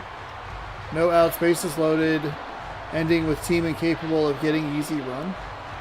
You mean the Pittsburgh Pirates in about 6 games of the NLCS? Kicks back outside. Oh, they're trying to run that bounce pass play. Pittsburgh actually defended that really well, and even better because the Boston College Eagles, an idiot, and threw it into a bunch of traffic. And then they got really dicey against... What has happened? Why did they do that? Right at the midcourt line, and they just start working back and forth like nothing bad could happen. These two teams are a disaster. They're a disaster. Okay, there it is. There's the bounce pass inside. Pittsburgh does a really nice job to rotate and defend that shot. Unfortunately, it ends in a foul. Boston College rewards them by missing it. Boston College, by the way, just a fun reminder, have not made a shot from the floor. They are 2 for 5 from the free throw line. 5-2 as a timeout is taken by the Pitt Panthers. A substitution was needed for the player who had 2 fouls. Band started up just for fun. Everything in Boston College is a mess. The Eagles are winning football. The Eagles are wearing football-style shirts, not basketball jersey. That's a good point. I didn't even think about that. They only have the budget for 1 shirt in Boston College. Well, if you needed the budget, wouldn't you want a basketball jersey? It's less material. It's a mess of a game. What is happening? How did either of these teams win? Who did these teams beat? Well, the interesting thing is that the Pitt Panthers were previously winless. They won their first game of the tournament. They beat a god-awful Iowa team who was somehow 7-3, 46-42. And then Boston College beat Oregon by 2, 44-42. Hook shot's no good. The offensive rebound put back no good. We're 4 minutes into this game. There's been 7 total points scored. A reach in, which cannot possibly make the coaching staff happy. There's another foul assessed to the Pitt Panthers. 3rd team foul in the half. There's a shot for the Eagles, and it is good. Okay. Boston College first field goal from the floor is a 3. And now the free throws literally are the difference. I guess technically that would have been true before the shot was made, but I didn't think about it. There's a kick. Number 12. Up with the shot, left it a little bit short. This is like middle school basketball. Oh, okay. I was thinking about jumping into, well, I was curious what the other rewards were. I'll probably do that Diamond Quest at some point as well, because I enjoy that mode. That's what you're doing right now? Nice. So you're saying that one is the harder of the Diamond Quests. Interesting. I was a little surprised at how I was able to keep the momentum rolling in the Diamond Quest that I did the other day, where I was able to get the chances to 100% on both of the rewards. So I'd be curious what exactly makes that one harder. 8-7, Pittsburgh leads Boston College. That's right, there's under 5 minutes to go here in the first half, and we have 15 total points. Both these offenses have been tough to watch. It's a nice defensive play there by the Eagles to strip the Panthers of the ball. Got the Panther off his feet. He almost ran that out of bounds. He got him so good. He got that Panther off his feet and then just went right to the baseline. He was like, I'm going to run out of bounds. I don't care. I don't even care. There's a nice jam. Big naked panther.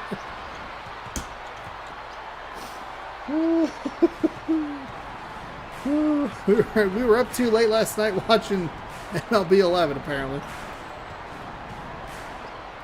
There's a nice 3 for the Eagles. I don't know why I keep thinking Golden Eagles. That's a different team. Pump fakes. Tries to drive inside. Throws an interception. Just whipped it carelessly into the corner. Gotta get a PSN party. So I guess how you had to pronounce. Oh man, Estruus? Macier? Estruus? Am I butchering it correctly? 10-7.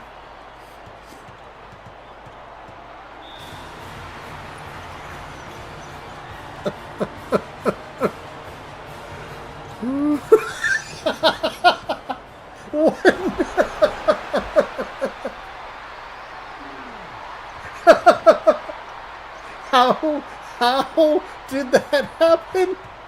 He threw it right in his face. A backcourt violation. Boston College has an opportunity to get points, and he just throws it right to him. Oh my goodness. These teams should be banned. The hoop and the harm. Oh. Man.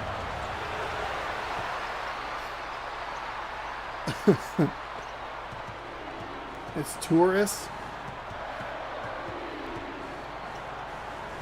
East tourists. Oh my goodness. Oh man. 4 consecutive shots missed. Hey, you don't say. Boston College has 4 points from the floor, 2 points. Is it 5-2? 5-2 split from the free throw line. It doesn't really matter. They're down by 8. Pittsburgh, not really looking like an 0-3 team.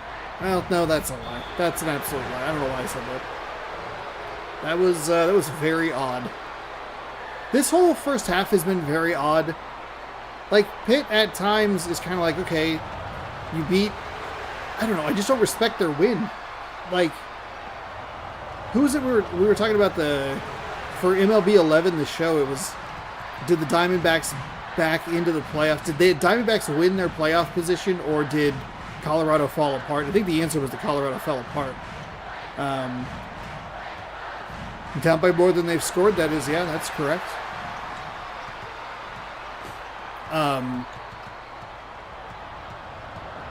Iowa State lost the game against Pitt. Pitt didn't necessarily win that game. It's kind of showing here. I do think that this would be a very easy pick for the next round. Kind of whoever wins, the way LSU played. I think you would like LSU in that game. Pittsburgh's up by 10, 19-9. They're going to end up with like a pretty middling first half. Obviously, Boston College's first half is pretty abysmal with just 9 points so far. Missed free throw. And a missed free throw just for fun. Rattles the second one home. Just a loud thunk. That's flipped inside. Backs him down. Throws it up and in. Nice shot by Pitt. Good job to get through the contact. 21-20. Looking it around the perimeter. There's a nice little bounce pass inside. Pittsburgh's been really good. A lot of the times, teams end up with really easy buckets, and granted, he made that one because he had the leverage positioning, whatever. Pittsburgh's done a nice job of keeping bodies in the paint for when Boston College wants to try and run that little skip pass inside or the 2 quick passes inside. That hasn't been easy for Boston College. Now, Boston College has not helped themselves by basically looking like doofuses the whole game. But with under a minute to go, it is 23-12. See if these offenses can pick up a little bit into the second half. And we'll see if Boston College can put any kind of a run together to try and cut into this lead. So far, the first 3 games have been very solid. This one's been bad, but in kind of a fun way. They're going to run that three-point specialty play, and Pittsburgh just does not have much interest in shooting that three. The whole design is to get a catch and shoot three. But they might not have the specialist. I don't know if this is the team that I was thinking of earlier, but there's a foul. Second personal, fifth team foul on Boston College this half.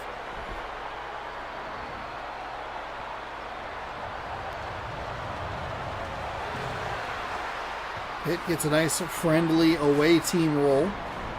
Pittsburgh will have to be on the road the whole time. They are one of the lower ranked teams in the tournament. Lowest ranked, I think a 50-something.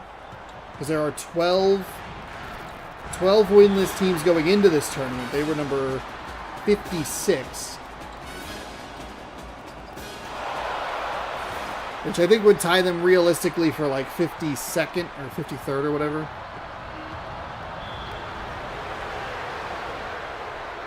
Yeah. With a bunch of other winless teams, but they are definitely in, like, way to break them into echelons of winless teams. They're toward the top. Not at the high compliment, but technically a compliment.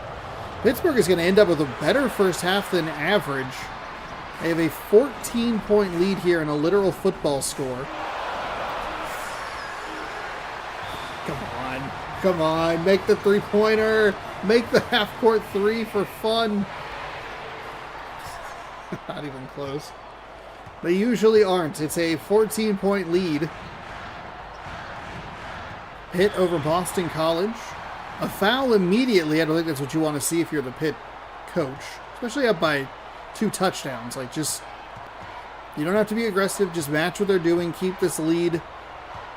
And protect it to a trip to Baton Rouge, Louisiana. A second team foul trying to reach in. Now what that does is it resets the shot clock, so Boston College, it's an offensive rebound blocked, all kinds of chaos. It's still going to stay BC ball. 26 seconds on the shot clock. A disastrous and weird start to the second half. Pulling that 90 overall indoor last night was so good for my team. Although the Pop Lloyd card from the storyline is also very good. Oh, nice.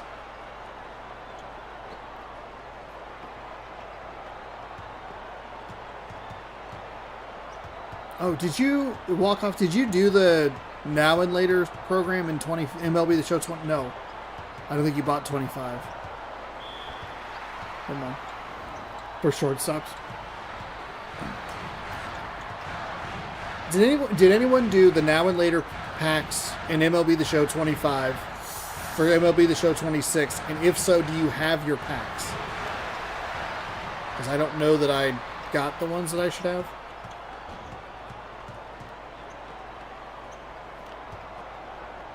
And from my brief research online, it seems like it's been inconsistent implementation. Yeah, I skipped 25. Okay. That's what I thought. As you were saying, I remembered that you, as I was saying the sentence, I was like, oh, that's right, they just got a PS5. And it was close enough where he didn't need to. Which I totally get. And you know what's weird? They didn't do 25 for PlayStation Plus. They've done a couple of MLB The Show games. Maybe it'll be an April free game, but I did actually open the packs. I got all the little diamond vouchers. I had the 5 free from the scouting report, and then I went back yesterday afternoon and did the program. But I opened all the packs for those. It's a nice fight through the contact there. Pushes that lead back out to 16 now. 32-16. Boston College and Pitt here battling between two teams that just seem... They just kind of showed up on the basketball court. Like they put out a recruiting or like an ad.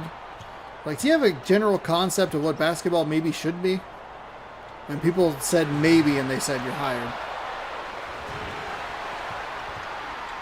Okay, come on, Boston College. Put a little bit of a run together. We make this game interesting. Oh, there it is. Bounce pass inside. You got to get there. Pitt's done a really nice job protecting the paint all game long. Boston College finally able to break through. And it still looked like it was going to be a little dicey. 32-18. Into the corner? No. To the wing. Oh, nice kind of move. Okay, there you go. Pittsburgh has 11 turnovers and still leads by 14 points.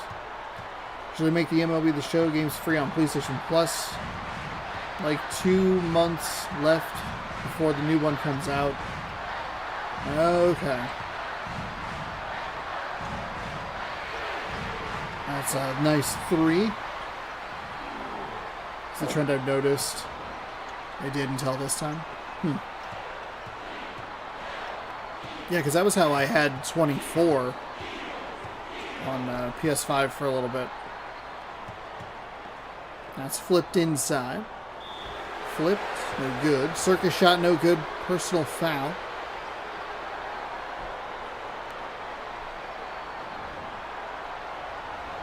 First personal, first team foul. Okay. 32-21.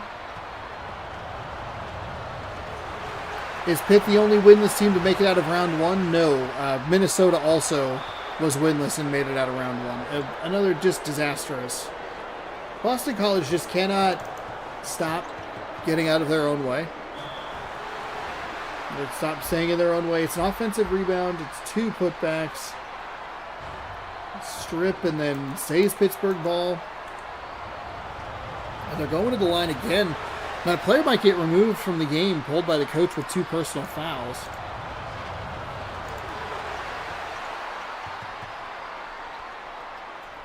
As they finally hit both free throws. 34-21. That's a big missed opportunity for Boston College. Heartbreaking end of the season for the Mariners and MLB The Show 25. Yeah, it's pretty bad. It was rough. But that's okay. We're back and better than ever, baby. We haven't gone 0-7 in the games that we've played outside of Diamond Quest. We didn't have to face 2 of the greatest pitchers in the league as inferior teams, as that's a foul. And the basket is made. Boston College getting a lot of whistles on the defensive end. 3rd team foul. It's going to put Pittsburgh on the line. Opportunity for an and 1. Oh my God, they almost got a 4-point swing on that. They didn't need it, but that's going to be off the hand of the Pitt Panther.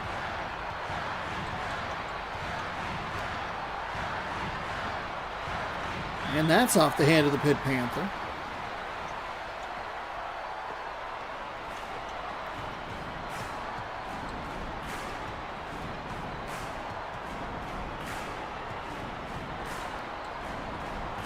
Works it inside, spins and blocked. Shot clock deep into it with 3 to go. Puts up the 3 and good. What was your win-loss record for those 11 games that first night?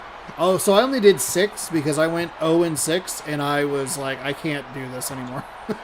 I can't keep just taking shots of peanut butter whiskey. And I assumed it was going to be closer to 500, where I was like, oh, I'll rip a pack here and there. We'll do some shots, but it got to like midnight and I just lost. I lost 6 games in a row and I was like, I cannot do this. I can't do more of this. I'm one, if somebody pointed out in the chat earlier that of the last 12 games I've played, going back to that World Series and the 7 that I played on Friday, I am 1-11 over the last 12.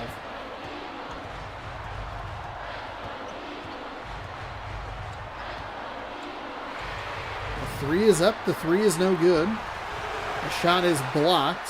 37-24.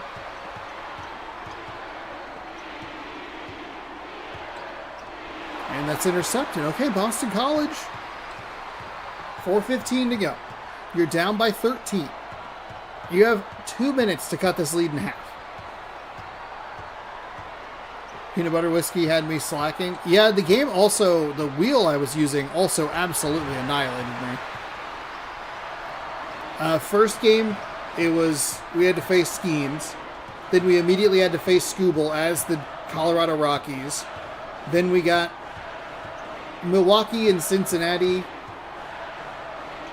I can't remember which order. And then we got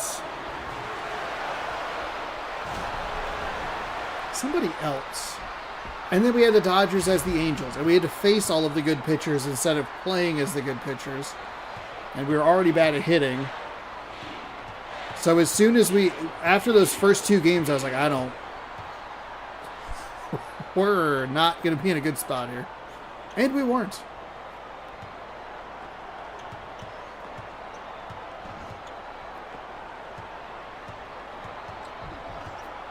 Okay, I think Boston College is going to be out of this game. Now, I know you would probably say, hey, Sean, no duh, because they're down by 11. The problem is that they are so slow on the offensive end that I just don't believe that they're going to be able to turn up any sort of pace to get shots off in a quicker manner. It took them a long time to just get 2 points. There's a little alley layup that rattles around and falls out. Let's see what they do. They got the ball with about 2:45 to go. Okay, that's a better paced shot, but it's contested at the rim and falls out. The only game I've lost so far is the PvP moonshot event I tried. I'm going to get Musical and Eddie Matthews tonight, and I'll try the moonshot event again. I don't know. I was curious if he did another run at a moonshot game. So it's intercepted by Pitt.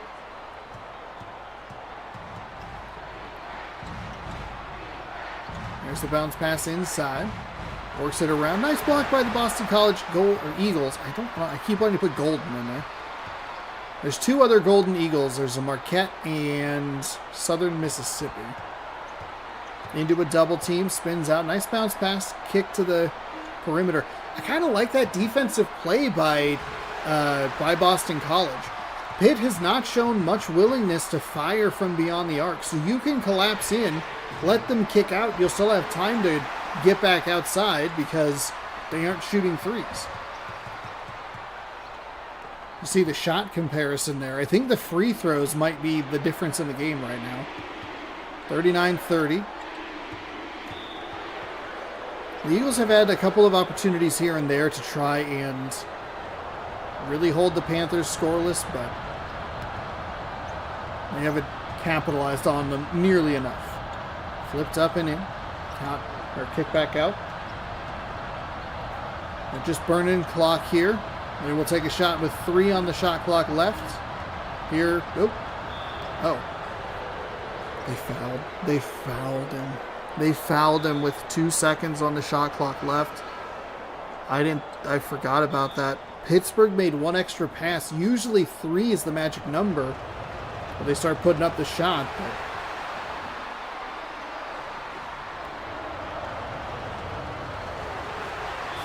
that is good. 2 for 2 from the free throw line. Boston College takes a timeout down 11. 41-30. Not really much of a game. It was a silly first half. First 7 minutes or so. But the Pitt Panthers have done a nice job of taking control and not ever letting up control. I think if you took the records off of these teams and you kind of just watched this game, you would go, who's the winless team? You go, oh, Boston College, for sure. How did they get to the round of 32? Like, no, Pittsburgh is the team that's winning. Why are you taking a timeout? Must have been a substitution that they needed. And they will foul again. Slightly worried about the sweeper legend game on the harder Diamond Quest map. I already did that. The first map, first thing I'm doing when I get home is that legend game. Oh, is it legend? Oh. I didn't realize that. 42-31.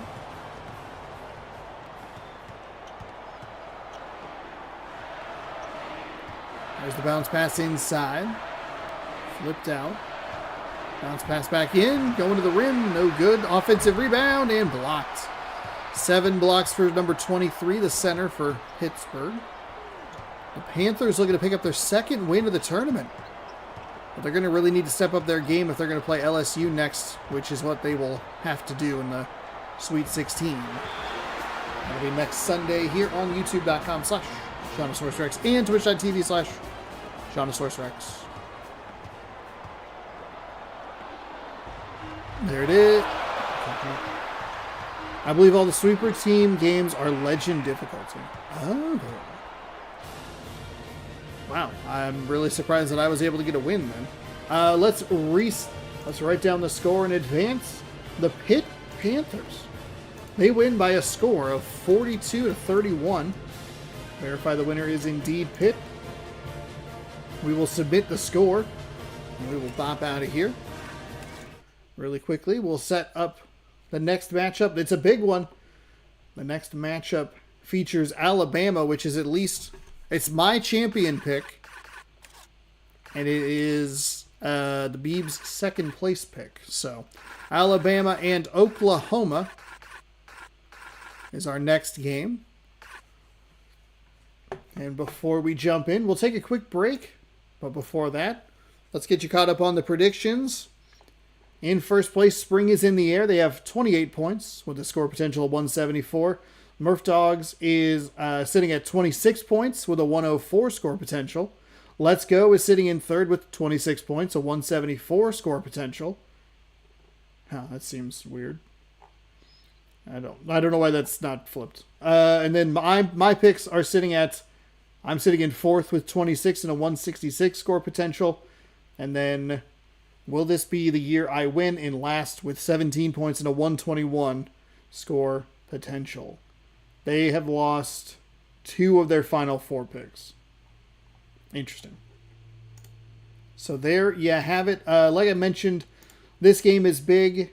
We have Alabama as a Final Four. Alabama is my champion and a runner-up. So 3 of us have a lot riding on these big, beautiful elephants when we come back here with more. All right, I got to head back to work. Thank you for watching. See ya at 5 if you're still on doing MLB or something. Basically, if you're streaming, I will join. Okay, sounds good. There are 4 more games after this, yes. Which is a good thing to remind me. Boom, there's our bracket for the bottom half of today's action. Second part of today's action. I'll be streaming MLB The Show at probably 6 tonight. And then, yeah. Let's bop out of here. We're gonna take a quick break, a little halftime break. Everybody get up, stretch, grab a snack, grab a drink, do your thing, and we'll be back. Thank you for stopping by Walk Off. We'll see you later tonight. For those of you hanging out, we'll see you in just a minute. BRB.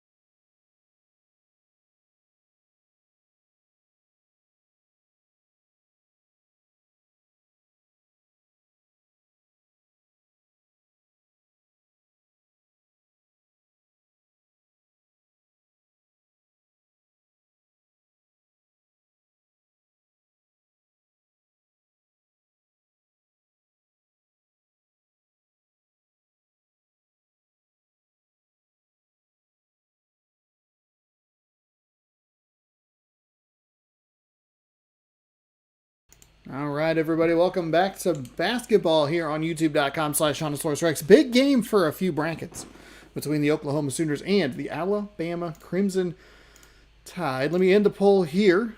We will go start a new poll. Who wins? And we'll go Bama or Oklahoma. Start the poll. Start the game. And we are off. Alabama is the home team. Sooners are the away team. Alabama will always be one. They'll be a home team for a lot of it unless they face, for example, a Louisville. It's always the higher seed rank in our fake little basketball world here of mascots. Thanks everybody for hanging out on this lovely Sunday. Appreciate it. We are underway with game number 5. The Sooners take the tip. I don't think they have enough elephants on the floor in Alabama. And I mean that genuinely. That sounds like sarcasm. I love elephants. I only see 1, 2, 3, 4, 5, 6, 7. I only see 8 elephant logos on the court. I need at least 9 more. 3 for Alabama is good. And we're underway here. Alabama had a bit of a tough first half in their matchup against whoever they were playing. I'm trying to pull up here in a second.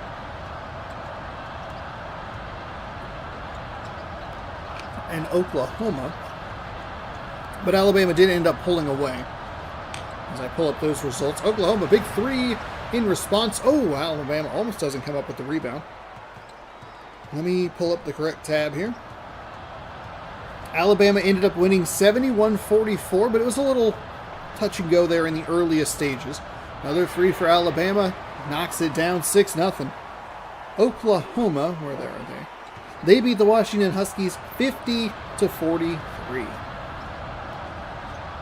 Huskies have never beat a team that are not the Washington State Cougars. Bounce pass inside, and yeah, there you go. There's a nice shot. Nice adjustment there. Flipped it up, got it way over the defender. I thought Alabama actually rotated fairly nicely there to try and get that block, but a good shot adjustment by the Sooners. Tries the pump fake, doesn't work. Sets a screen, goes for another 3. Oh my goodness. The Elephants are on fire from deep. 9-2. Alabama is one of the best teams in the tournament. They are 10-4. I believe I think they got the number 4 seed because we only have like 3 different we only had 3 different champions. They were a pretty easy 4 pick. The 2 from around the around the free throw line, is good. Makes it 9-4. And it'd be interesting to see when Alabama starts trying to work into the paint. They can't stay hot from 3 all day, so they have to be able to work both phases of the game. And that's not effective that time as it's blocked. But good speed holds the Sooners away from fast break points.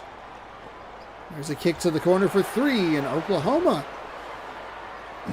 A little run here to cut the lead down to 2, 9-7.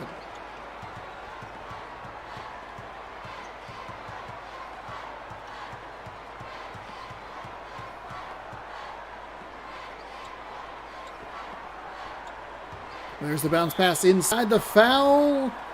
Oh, we don't get to see the shot and drop. I think it's going to probably be a miss, but... Okay, so at least one more elephant logo on the rafter. Okay, there you go. 10, 9, I think. First free throw is good.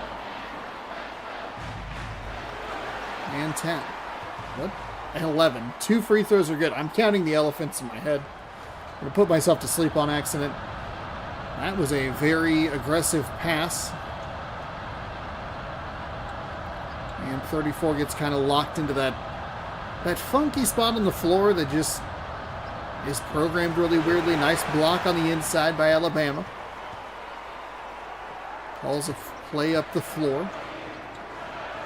Not a great pass. Probably had a little bit of leverage there, but number 1 kind of stuck in the same problem. Might be stuck here for another 10 seconds or so. The Elephants have trunk advantage on defense. They sure do. 3. The shot rattles around the rim but falls. No good. 4-point lead for Alabama here. They got out to a hot start from beyond the arc. 3 for 3 beyond the 3-point line. Nice job by Oklahoma there to induce some contact. Alabama does not get called for the defensive foul. They also do not draw the offensive foul. And Oklahoma gets through the contact with a basket.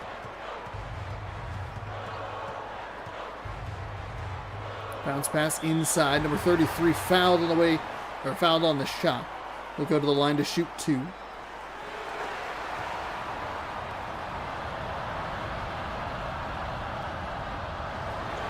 And both free throws are good. 13-9. 5:57 to go here in the first half.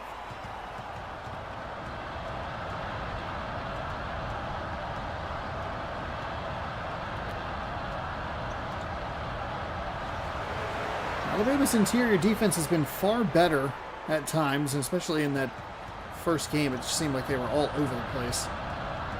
Oklahoma's been able to get into the paint or into the mid-range pretty easily and get clean shots. Alabama's had a little trouble. It's the third personal or the third team foul. I don't believe the Crimson Tide has missed a free throw yet, so they have 9 points from beyond the arc, 6 points from the foul line, and nothing inside. No 2-point field goals. They put a little pressure on the ball handler coming up the floor. Bounce pass inside. Back out. Spins. Kicks back outside. Wow, I am surprised that they did not get the block there. 15-13. Kind of back and forth, or up and down the floor we go. Center number 33. Tries to back down.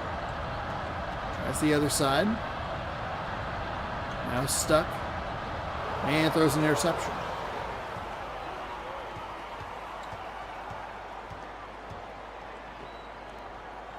Oh, there it is. Bounce pass inside. Too easy.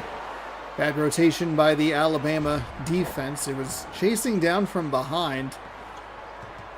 Got to leave your guy and try and help out the small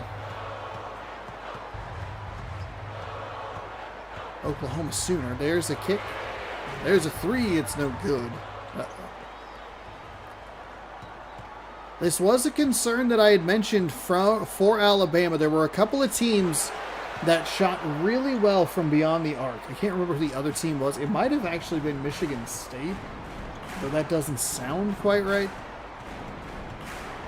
When Alabama's one of the teams that was really good from 3 in that first game, and they're going to have to figure out a different way to get points because they're having trouble getting inside.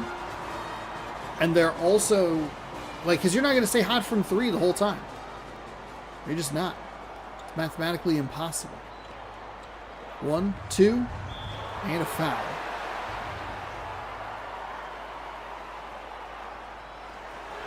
First free throw is good. And the second free throw is good. All right. 17-17.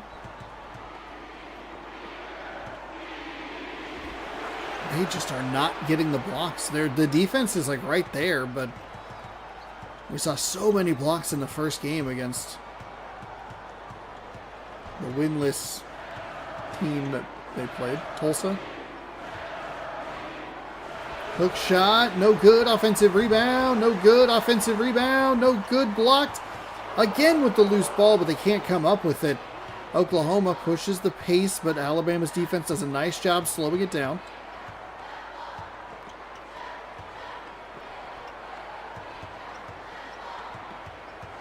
Working it around into a double team. Somebody's got to be open. Alabama's doing a good job closing on where the ball's going. Oklahoma is getting away with some passes that we have not seen other teams get away with. Deep into the shot clock. And a foul is called. I believe that's the first team foul for Alabama here. It is indeed. First personal on the center, first team foul. Sends OU to the line, who misses the first free throw, does the Crimson Tide a little bit of a favor. And makes the second. 3-point game. Oklahoma 20, Alabama 17. Two quick passes inside. That's off the bottom of the backboard. Alabama can't get anything going on the interior. And then okay, there you go. Run it out. And the shot is good. Okay, there's finally something inside the three-point line that's not a free throw.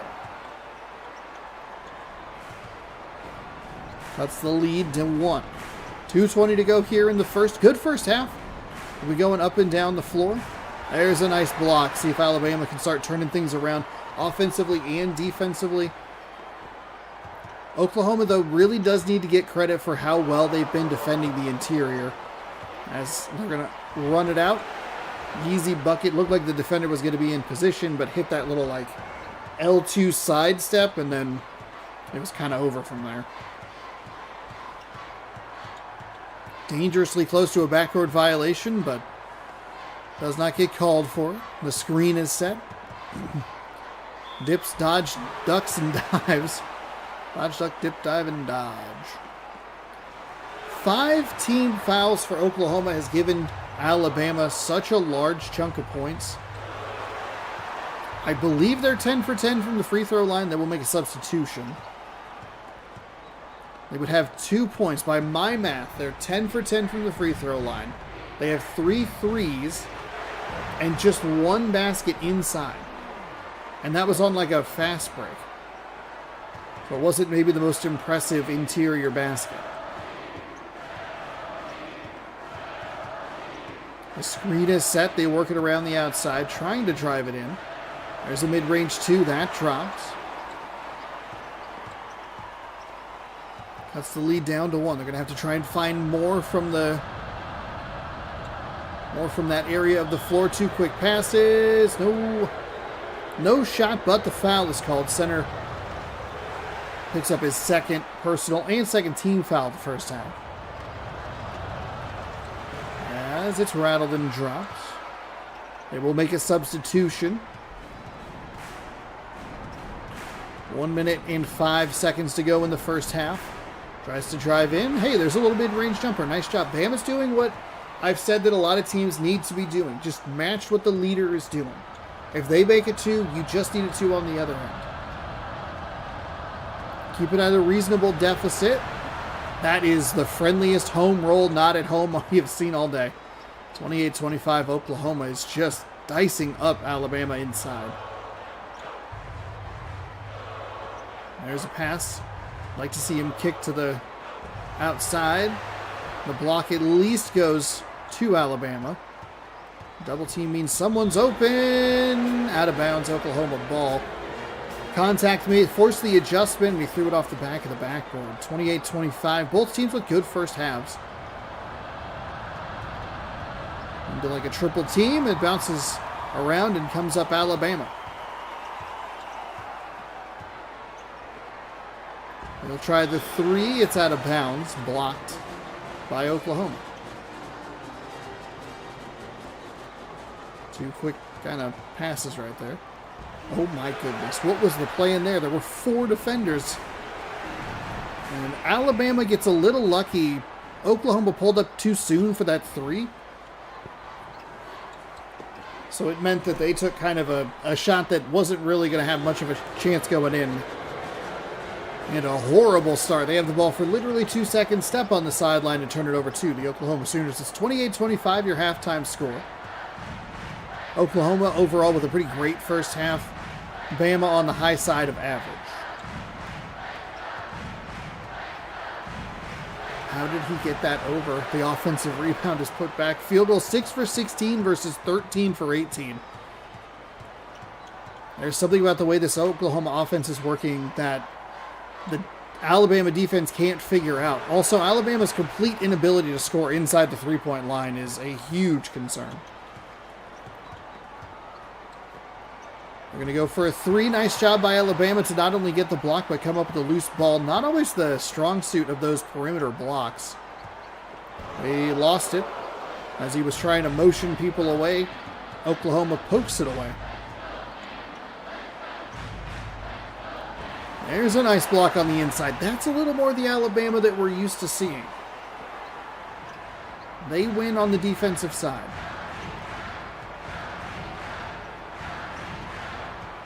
Kind of stuck here a little bit. See if the game can adjust itself.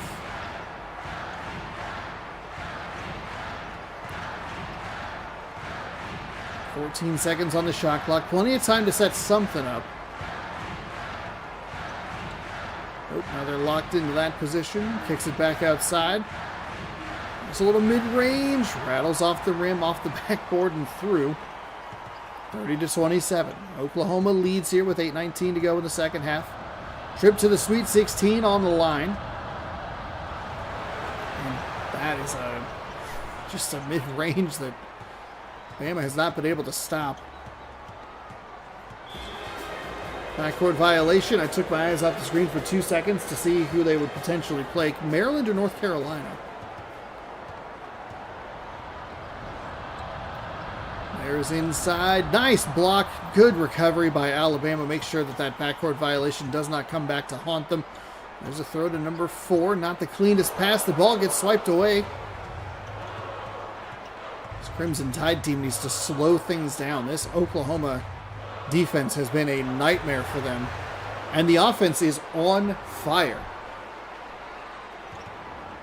35-27.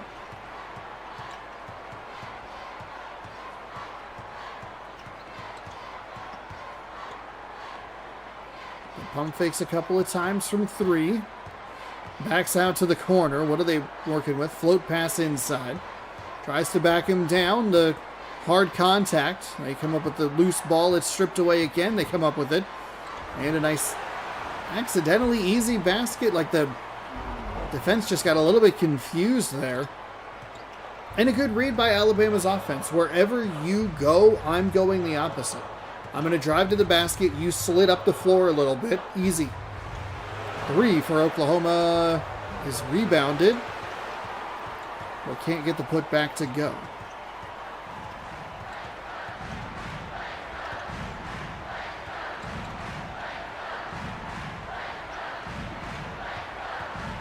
Alabama's offense does not seem to be running plays very well or consistently. They're all just looking like they're trying to win one-on-one matchups. There's a kick for 3, and that is buried. Cuts the lead down to 1 possession. 35-32. It is surprising how frequently, even though there's a defender right in the face of the shooter, it feels comfortable that they're going to make that shot. They're trying the 3 on the other side. Oklahoma can't respond. Alabama with a chance to tie. What's happening? Alabama, you got to stop hitting every button on the controller, please. Why did you spin in the backboard? That is the first missed free throw. I think technically a commentator curse. 1 for 2.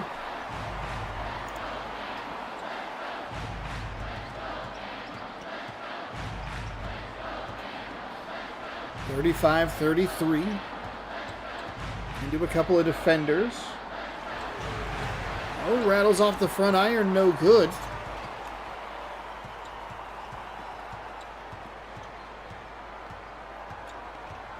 Alabama can tie or take the lead. That three-point play was not run correctly. Something seems off. As silly as it sounds, like it's mascots playing a fake basketball game. Like, I get that. But also at the same time, like, this Alabama team's typically running things a little bit crisper.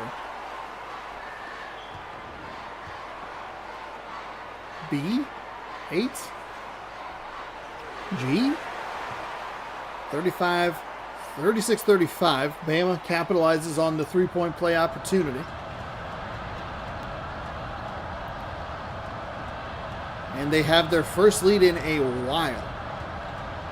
Oklahoma's offense has stalled a little bit, which I think is understandable. I think you can defensive foul or reach in, not what you're looking for.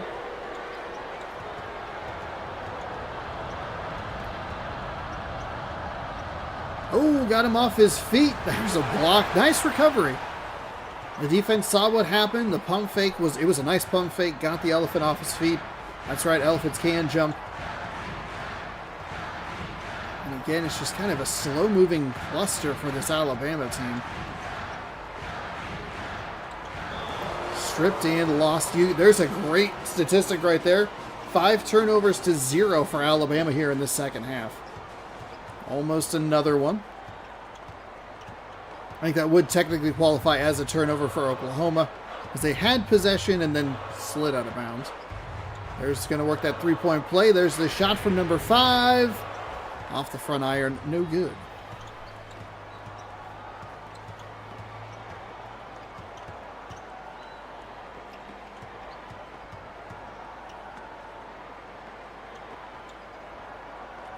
Crowd quiets down. Alabama's defense does a nice job rotating. Float pass inside, hand in the lane, but nothing doing, and Oklahoma just runs it out of bounds. Yes, get out of 36-35. They're running the three-point play again. There's the kick. There's the shot. There's the miss. Ooh, they're trying, but they just can't figure it out offensively. They've run that three-point play a little bit more cleanly the last couple of times. Oklahoma leaves that one short. One of these teams has got to get something going. Take advantage of the other team's coldness. There's a shot, no good. Put his shoulder into the defender and everything. Got him off balance. I thought it was going to be a nice easy look, but no. Okay, now number 1 runs it, but it's good speed on that Oklahoma team. Slows things down for the Crimson Tide. Got to be careful. We have seen a lot of teams run it out of bounds, but that's just a bad throw. Nice athletic defensive play there by Oklahoma to get the turnover. There's a kick for the 3, and it is no good. Bama clinging onto a 1-point lead with 2:46 to go in the second half. Little mid-range 2, front iron. The put, they tried to go with a putback dunk, but the timing was all wrong.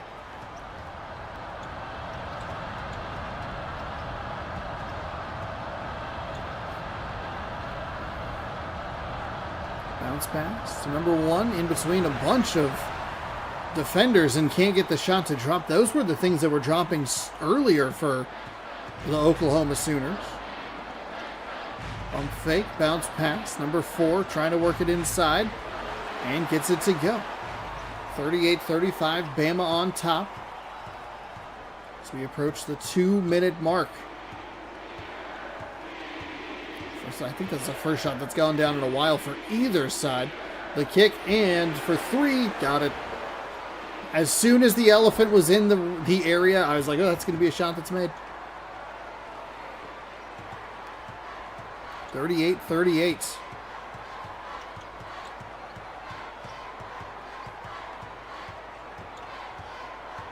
Alabama kicks it. Defender in his face. No good. Put back. Tip in. No good. Rebound. Oklahoma. It's going the other way.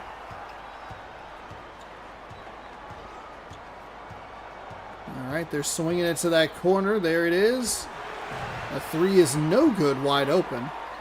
But if you told me that those shots were flipped, hey, which shot got made? The one with the defender right in the face or wide open? You'd go, well, the one wide open. Oh, incorrect. That one wasn't even really all that close. Off the backboard, offensive rebound. Got blocked. Timeout, Oklahoma. 1:05 to go. It's been a messy couple of minutes for both of these teams. There's been some good defensive stuff, but there's also been a lot of really questionable offensive shots. And a little bump there. Knocks him out of bounds. Alabama takes over with 60 seconds to go. Slides inside the jam. Beat all the defenders to the hoop. That little bump by the Crimson Tide against Oklahoma's offensive player. Is that the difference in the game? 54.8 to go. Alabama playing a little bit of pressure on the defensive side. I think that's a smart thing, especially... Oh, a backcourt violation for Oklahoma. Okay. A champion pick hangs in the balance. He took the shot so soon. Oh, you can't have that. Now, the problem is, I guess you probably want that rather than what the game actually does, which is just throw the ball all over the floor. But Alabama is getting kind of everything they need from this Oklahoma team making mistakes on the offensive side. There's a nice block on the inside. The center comes up with it. Backs them down. Under 30 seconds to go. Spins. Fires. Intercepted. So Oklahoma, now that the shot clock is off, is going to have to foul Alabama. Two more chances to intercept an inbound pass. One more chance to intercept an inbound pass.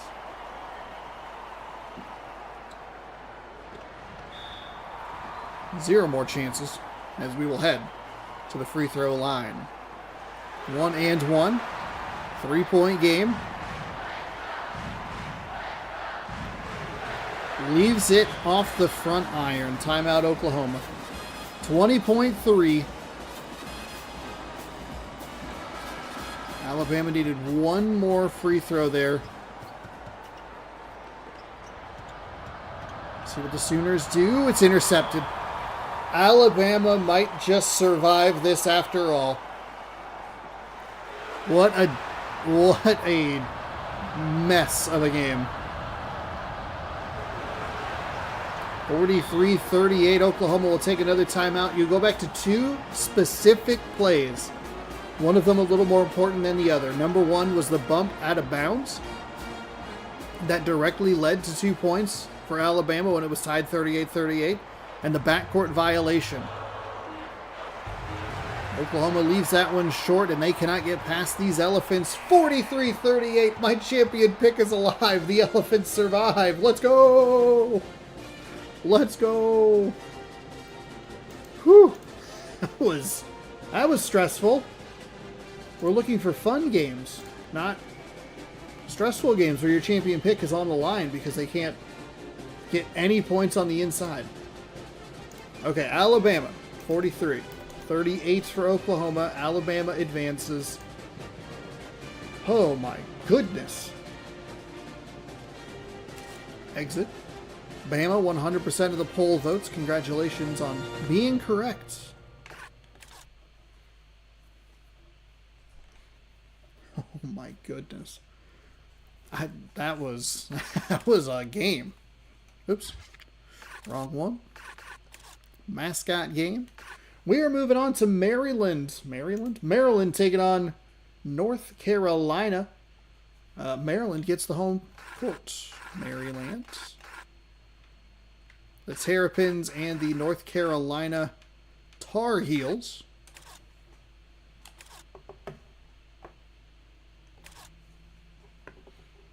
Have I tried Pontiac College Classics? No, I haven't. NC or... Oh, did I do this correctly? Oh, shit. Yeah, Maryland. Okay, 13 versus 20, so... Who wins? Let me know. That is jammed home. Maryland. Oh, it's an ACC matchup. Interesting.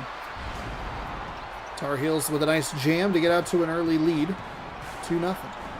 Game 6 of 8 today. As we get things set here. Foul on the center sends Maryland to the line. They make the first free throw. And the second free throw rattles around and drops. Maryland and North Carolina.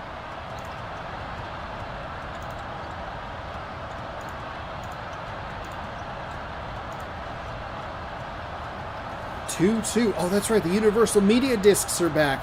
The UNC and the It's UNC and Universal Media Discs. Some of the abbreviations for the teams are a little odd. Like North Carolina wouldn't be University of North Carolina, it's just the NC.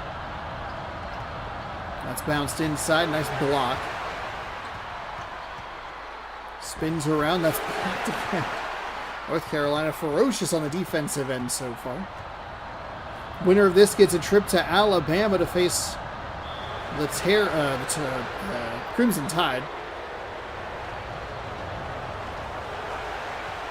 Foul puts North Carolina on the line. They go 1 for 1 and 2 for 2. I should have looked at the Alabama free throw shooting stats. I think they missed 2 shots, but they had so many points from the line, especially that first half. A wild ending to that one. Ooh, Maryland does not get charged with a backcourt violation. Instead, they were able to get it inside and then just absolutely obliterated from their hands. I mean, just like crushed. Drives. That's a nice block. They're going the other way. Maryland trying to be aggressive, gets the ball stripped. It's kicked to the corner. Bounce pass inside, spins. Bounce pass back outside.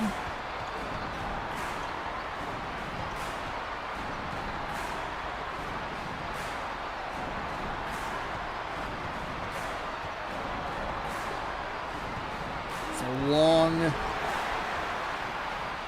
Should be an announcer. Well, thank you. 7-4. Turns out it's something I enjoy doing. 7-4. Here we go. Inside. Oh, another foul. That's brutal. Second team foul against the Terrapins. Knocks that one down. And rattles that one home. 9-4.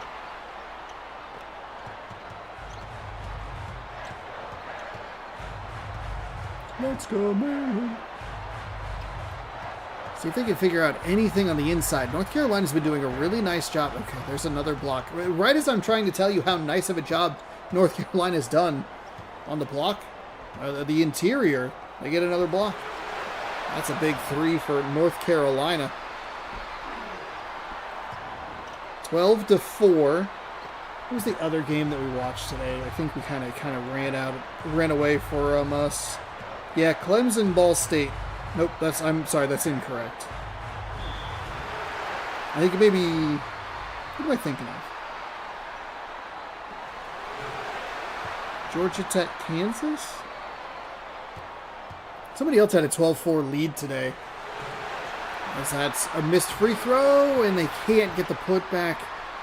They went 0 for 2 from the line. What are you doing? You can't do that. That's a 3 for North Carolina. That's a deep 3. Why are you shooting it from there? That's a heat check 3 just for fun. 15-4. Bad start for the Terrapins.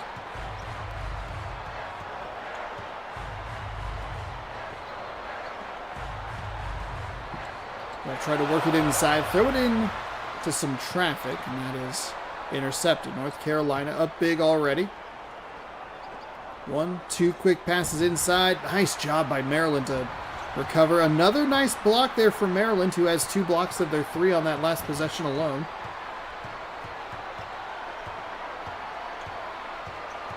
Maryland somehow didn't do anything. What was that? That's a big 3 for the Terrapins. It looked like they were trying to call a play, or that would be the sequence in the possession where they would call a play. And it just looked like everybody was standing there going like, I'm here. Ta-da. Like, it's not healthy. That shot drops through the contact.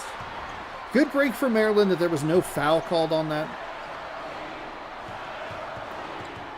17-7. Bounce pass. Fired inside into the... Gets a hand to the passing lane. They're trying to push the pace, which you'll love to see. We don't see it enough, honestly. And Maryland commits the foul. His second personal third team, so he will likely be subbed out. First free throw is up and good. The second free throw rattles off the rim and drops 19-7.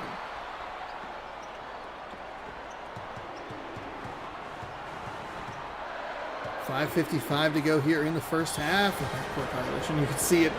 You can see it. They got to the M, and then as started backing up, it's that curvature. It's not a straight back and forth. It's a little bit of a. That's blocked.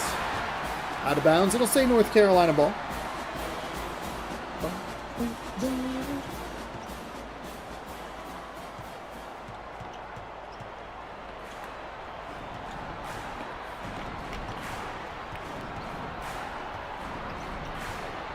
Bounce pass back outside. Ooh, the three with a hand in the face. Too strong. Honestly, it's just too predictable. 19-10. The Universal Media Discs are down to the Unks by 9.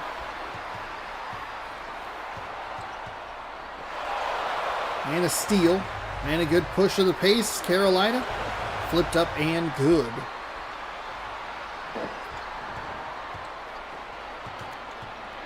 Friday at noon, we will have the second half of the round of 32.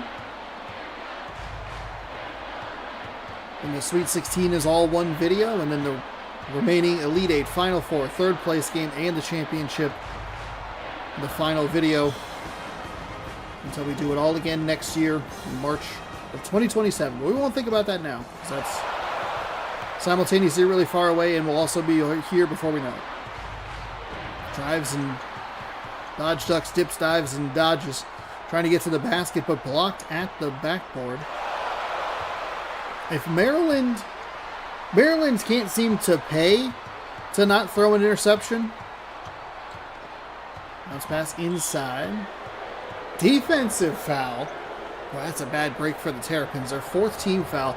When they jump into the defenders like that, it's either a turnover, an offensive foul, or a defensive foul. And it never makes sense for any reason why it is what it is. It's just what the game determines. It's like it's in vats, and it goes, everything has a 33% chance to be hit. And it just goes like that one. 23-10, 4:12 to go here in the first. UNC, an excellent first half, by the way. Maryland's pretty bad. I think both teams kind of looking a little bit better and worse compared to the other team. Maryland's badness is making North Carolina look better. Maryland's badness is making North Carolina look better. North Carolina's goodness is making Maryland's badness look worse. 26-10.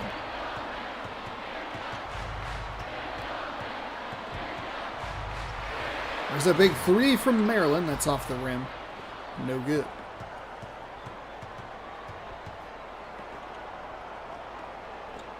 Two quick passes inside, and that is blocked.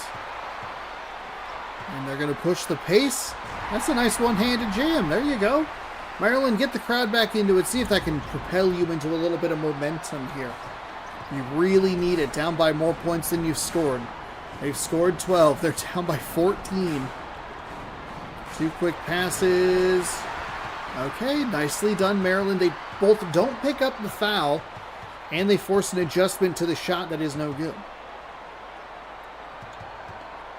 Looking for some room to work. They're going to kick it to the three-point specialist. He is fouled, and the basket is almost good. Three coming from the free throw line for the Terrapins. First one's good. Now down 13 while scoring 13. Now down 12 while scoring 14. And leaves it off the front iron. That is... wow. That is a 4-point swing in favor of the Terrapins. They actually take advantage of the missed free throw and the putback to cut the lead to 10. Can they do anything? Well, not on that possession, huh?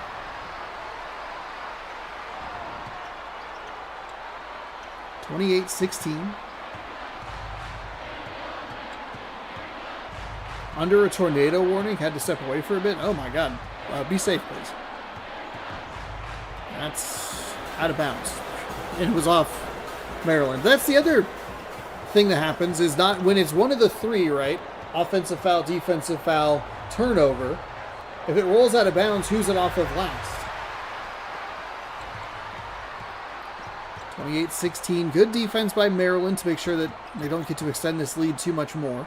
There's a kick for the three. It is no good. I thought that might kind of have that little like bop straight up drop into the basket, but no such luck. That's blocked, and we're going the other way. Maryland running it out, trying to find the basket. They do, and they get the foul. North Carolina, 14 fouls. As that basket is made, or the free throw is, and it's a 9-point lead.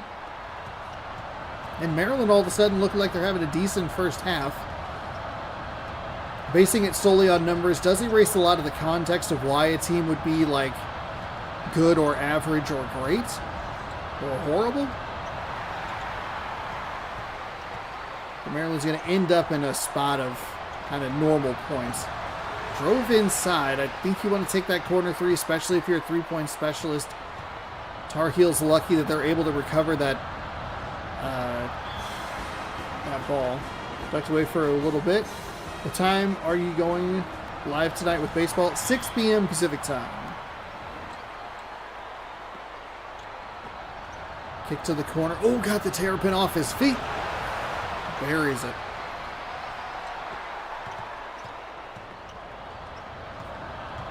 $30-19. There's a nice pass inside. Oh, the Tar Heels were all over it. I mean, just a smothering. Gotcha. 30-19. Bounce pass inside, spins around. Kick to the corner. Back him down.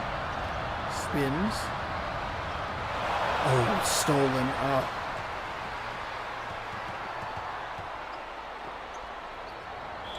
Oh no, is that a three-pointer?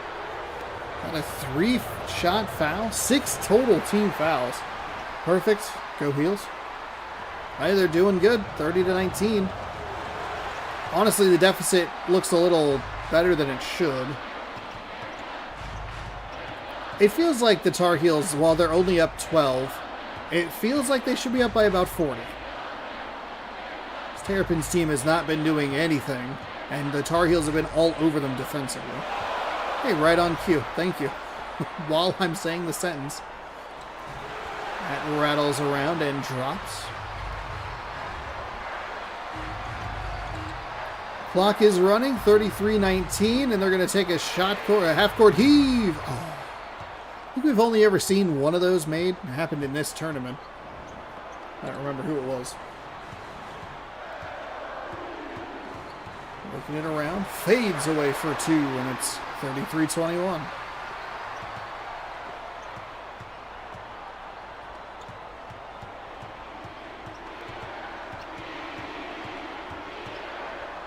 Works it into the corner. Gets the defender off his feet. And then that's a really nice move. Just a beautiful little pump fake up. Dips to his left. Clear open shot. And knocks it down. Here as the second half starts. Ooh, Maryland. Love a little catch and shoot 3. That's a mess under the basket. Carolina's going to try and run this out, but they'll back off. Maryland does a nice enough job to prevent it from being an easy fast break. That's over. Double pump fake. Doesn't buy it. Goes up with the shot, no good. 35-21. This one's been all Heels for this game. The Universal Media Discs have not performed very well. And that's stolen away.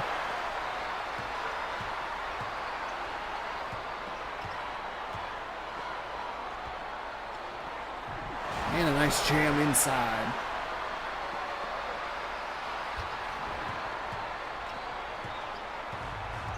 $37-21.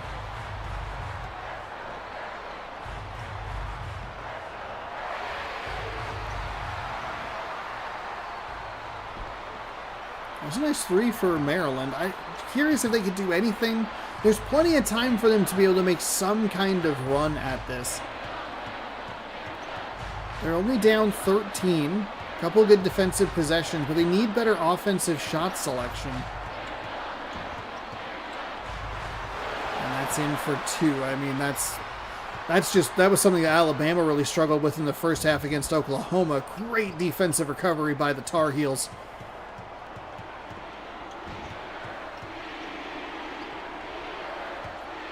Spins it around. Oh, gets him off the feet. Oh, we couldn't get it. He buried that shot. Oh, boy.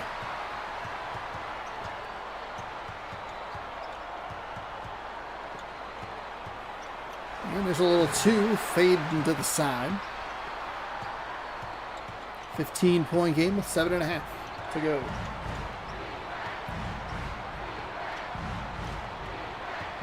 Bounce pass. And a defensive foul. Little reach in there.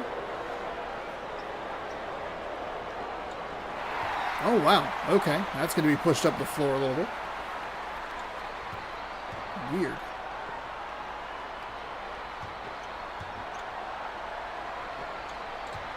And the Tar Heels slide out of bounds. 10 turnovers for the Terrapins in the first half. Already a couple here in this half. And a block by North Carolina inside. They're going the other way. And that's a block. Oh, okay. All right. There you go, Terrapins. They're driving to the hoop. The Tar Heels were in a perfect position defensively, and then for whatever reason, they pulled themselves back. There's no reason for it. I think in this case, it might make a little bit of sense. You're up by 15. If you give them 2 points, it's not that big of a deal. Don't pick up a foul. That's a 2.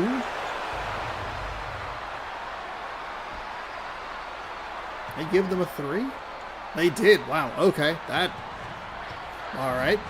I talk about the feet all the time, in that it's really difficult to see where they are on the floor, and that one fooled me. I thought he was clearly on the 3-point line or in front of it, and they were like, no, it's a 3. All right. My bad, game. Sorry to question you.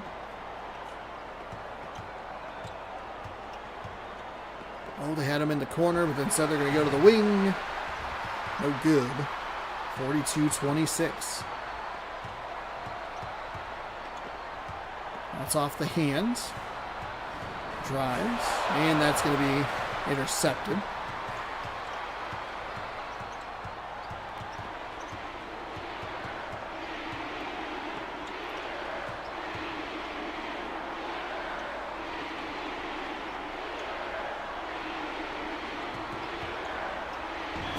That's a foul or out of bounds. Oh, okay. All right. I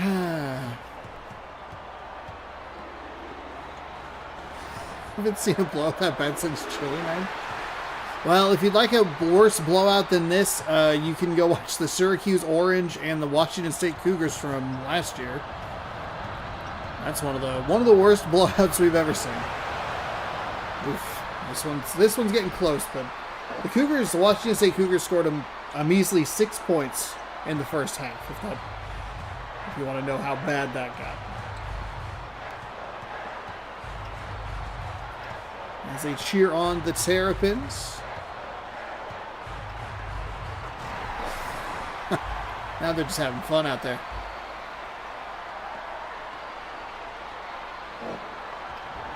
Three cuts. 3 cuts for the dunk. 45-30. Nice pass inside, and that is jammed home. Okay. Maryland, if you're going to score anything on the offensive, his back was turned. He turned around going, I'm here. I'm going to defend it.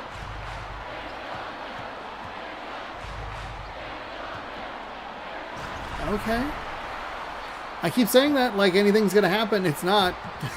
It's absolutely not going to happen. 47-32. 4:21 to go here in the second half. All Tar Heels here in this one. Maryland needs about 9 more of those possessions to go their way defensively, and then they can score they could score a bunch of points. Maybe like one magical 15-point three-pointer. They turned it over before I could finish my offer. There's the slam home, and it's back out to 17, 49-32. Tar Heels will be facing off against the Crimson Tide in the round of 16.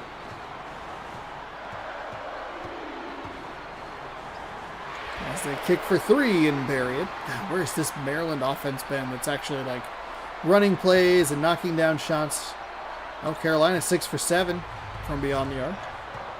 That's definitely helpful. That one missed three-pointer definitely helps things for the Tar Heels as they now are 7 for 8. I had to think about it. I had to... 6 plus 1 is 7. 8 plus 1... Ah, shoot. I lost the math.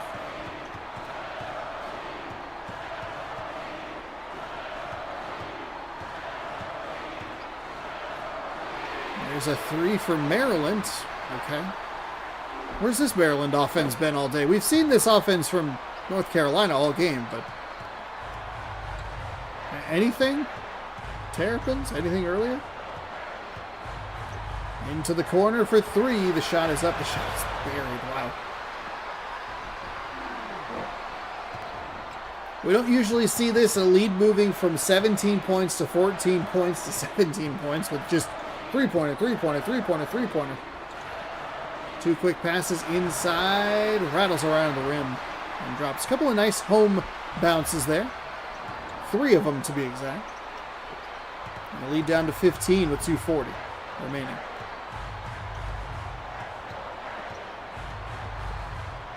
Oh, what a nice block by Maryland. He stepped out of bounds. That was the play.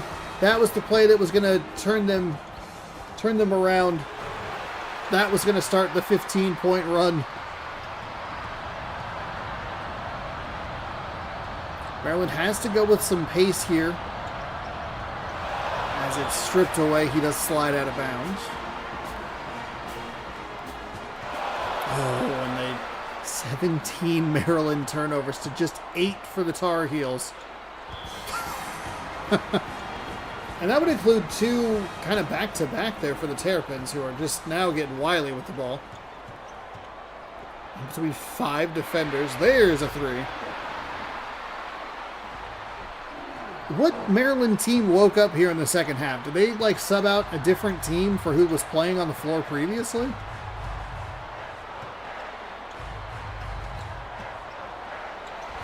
Defensively, they're just a leaky boat. They are letting everything through.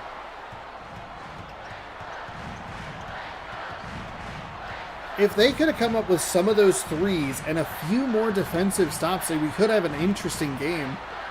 But that has not been our luck today. That's blocked and driven out of bounds. Out of bounds, Maryland ball after the block is off of the Tar Heels.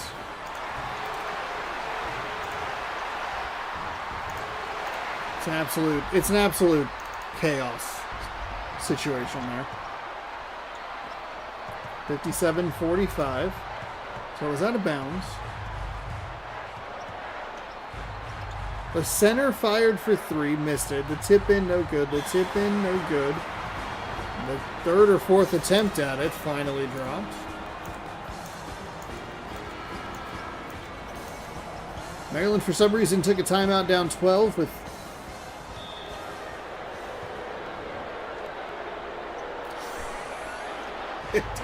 They took a timeout to yeet it down the floor. No one touched it.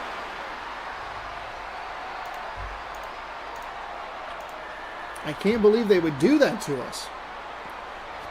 We do have 2 games left here this evening, or afternoon, as the bracket is currently being revealed for the actual Mascot Madness, March Madness.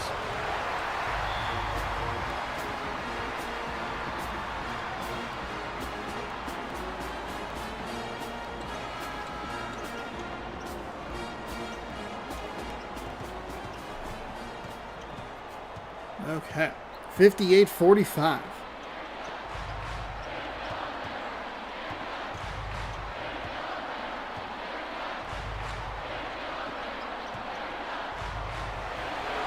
that's in for a basket. Carolina 20 for 32, just really bad numbers for the Terrapins.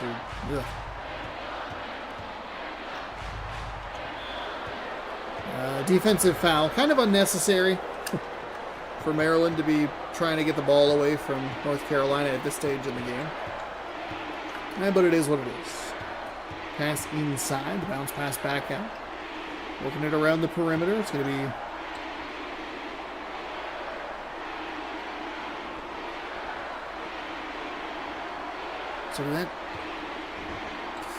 they couldn't even come up with a loose ball in a meaningless few seconds. Shot clock is still on. 4.3-ish seconds difference. Maybe actually even a little bit less than that. The three for North Carolina, desperation heave, is no good. And this one will mercifully come to a close with a long three that hit the front rim. And let's get this score logged. It was a North Carolina win. They dominated today's game. Maryland 47, 58 for North Carolina. Maryland had one extra win, which gave them the advantage in the seeding and the home court. 58-47, North Carolina won. Pretty easily. All right. We are moving on. Some running Rebels are about to face off against some Spartans here. There's a 50-50 split.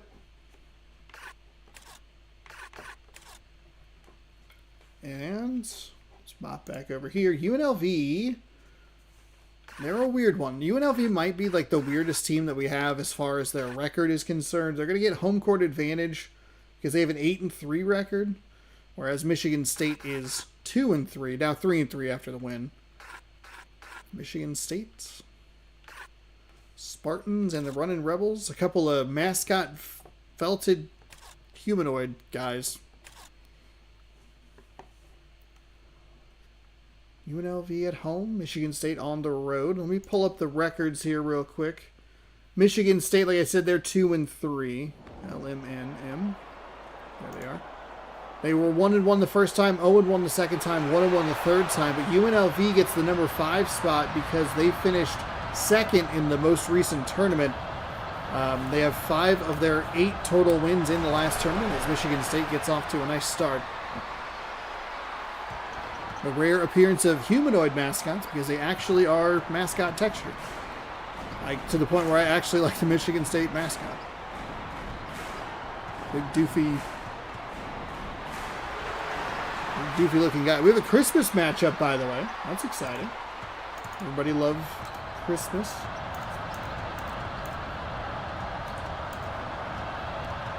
Two to two, a fast start here. Let me pull up the poll. Who wins? UNLV, Michigan State University. Usually just in what order I can remember them in.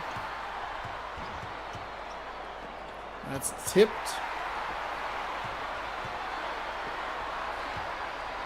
Going back the other way. Michigan State with a nice defensive recovery. Made sure that UNLV does not come up with any easy points. They're going to run that three-point specialty play. And it's intercepted. So we don't see a ton here because UNLV didn't run that super well. Michigan State trying to back them down. Kicks it back.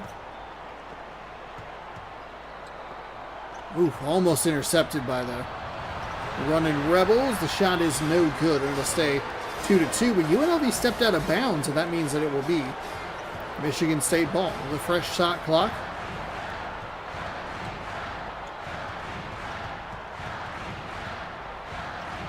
Kick into the corner.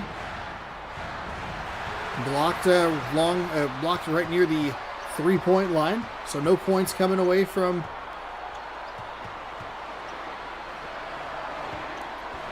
points coming out of that offensive possession is kind of where I was wanting to go with that. But all my words failed me.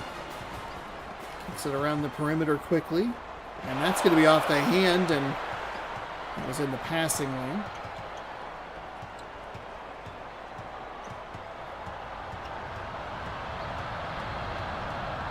2-2. We have a very slow start here. 4 points in the first 2 minutes and 15 seconds. That's a nice block on the outside. Seen some nice perimeter defense from these teams, closing out on what looked like they're going to be easy 3-point plays.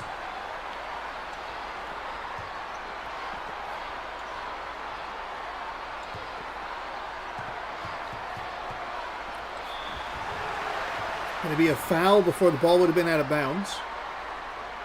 First personal, first team foul, and UNLV does them kind of the favor of missing. What is happening? 1 for 2 from the free throw line. They'll take a 1-point lead. UNLV.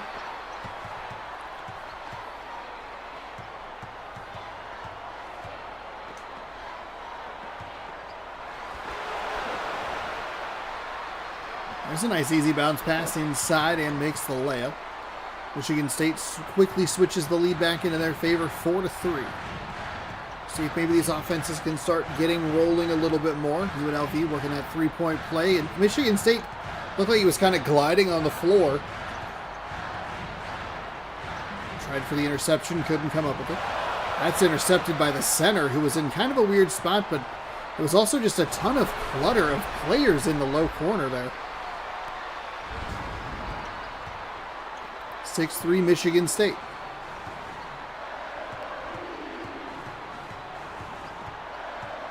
UNLV would be maybe the surprise team of the last tournament, getting all the way to the final. When I say they finished second. Oops. Tab. Yeah, they finished second. They finished second to Kentucky. Just kind of weird. Kentucky makes a little bit more sense, but UNLV, especially teams getting past Louisville, who still did finish third in that tournament. But it was also the first tournament that Louisville didn't win for like 4 of them, so that was a nice change of pace. That's blocked. It'll stay down here with Michigan State as it's out of bounds. 6-6 our score. And it's intercepted. Both teams being a little careless with the ball, whipping it across the floor like there isn't traffic when there very clearly is traffic. There's a fadeaway too, left it a little short.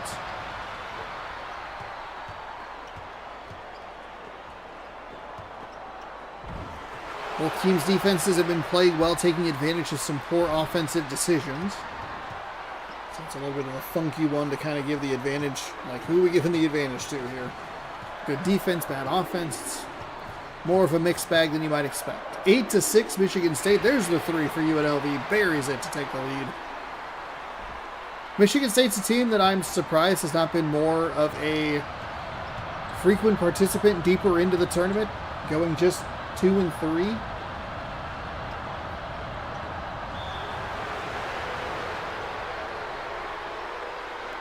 And that's also kind of the point, the idea, and the beauty of Mascot Madness, is it hopefully feels like World Coin Flip. That one rattles home. It's game number 7. We'll have one more. It's Minnesota and UCLA. One winless team has already advanced or punched their ticket to the Sweet 16. Minnesota's the other winless team that made it out of the first round. We'll see if they can beat a UCLA team. Or beat UCLA for a chance to play UNLV or Michigan State in a Sweet 16 berth. And that would put them pretty far up the rankings. If you can pull off a couple of wins here.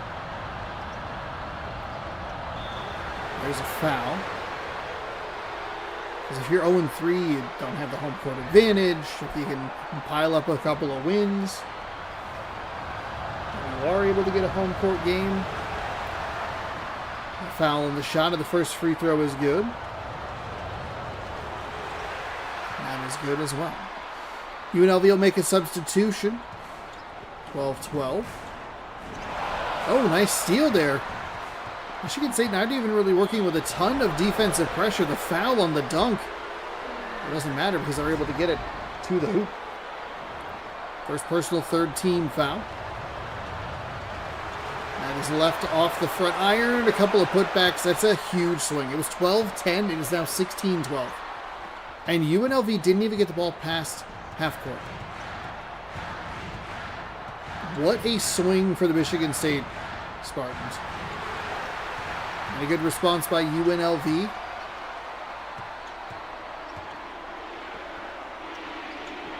Two quick passes inside. Leaves it off the front iron. No good. They're going back the other way.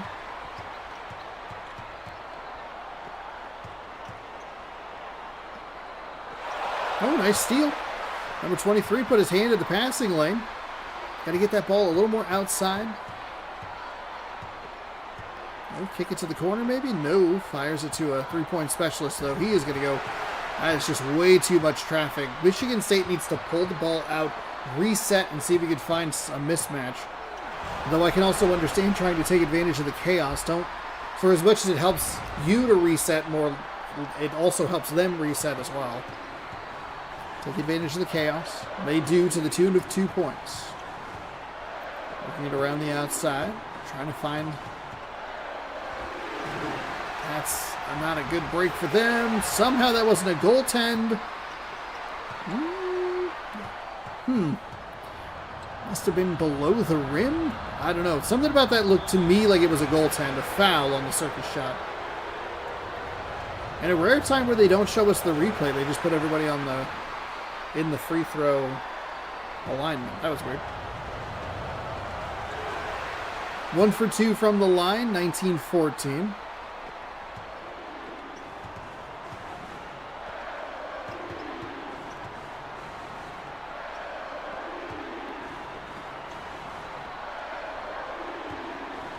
Bounce pass inside. Number 1 tries to work their way around.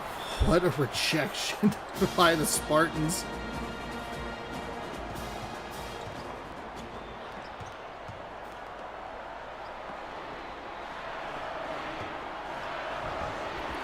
Flipped up and in, 19-16. Under 3 to go here in the first half. It's been a good defensive struggle. 2 quick passes inside. I don't know how they got the leverage for that dunk. And again, no replay. Would have been kind of helpful to understand. Like, I'm sure it's just a hitbox push out of the way.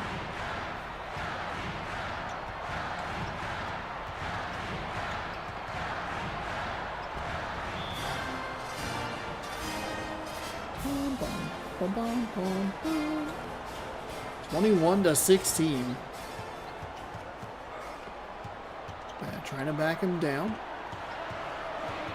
Looks around, fires, and it's intercepted. Oh no. UNLV gonna have a chance. Take advantage of the extra opportunities you're given. There's a 3 for Michigan State. It's buried because of why? It was a hand in the face. And that means that it's almost a guaranteed make for 3. There's a wide open 3. Feel like maybe those results should be flipped. 24-16. 2 quick passes inside. Bam! Bam!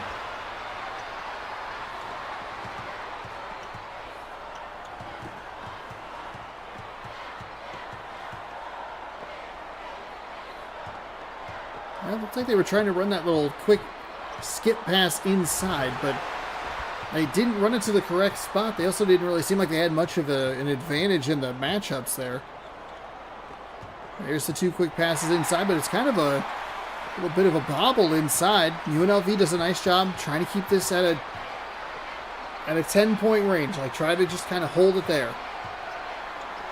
Oh, you can't keep throwing interceptions like that. They're going to push the pace. Nice job blocking or filling the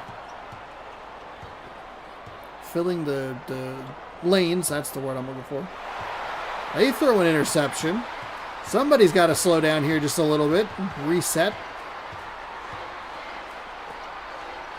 Kick to the corner with a hand in the face. No good. And the Spartans bring the ball back up the floor. There's 1. There's 2. Not really quick, but the left hand still finished. And it'll be a 28-16 game. Michigan State's going to end up with one of the better first halves that we'll see toward that 30-point mark. UNLV struggled to keep up with the Spartans. They do get the circus shot to drop. A couple of the threes have looked pretty good for UNLV, and even when you think that the shots are going to be automatic based on the fact that, like, when they get the hand in the face, it's shockingly accurate. Michigan State's been getting the positive sides of it, and UNLV hasn't really been able to. They haven't gotten the breaks, you know?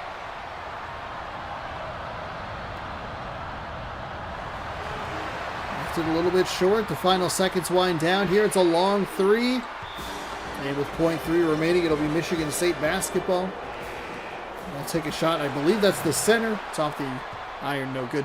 Wouldn't have counted anyway. 28-18 is our score. UNLV just a little too strong.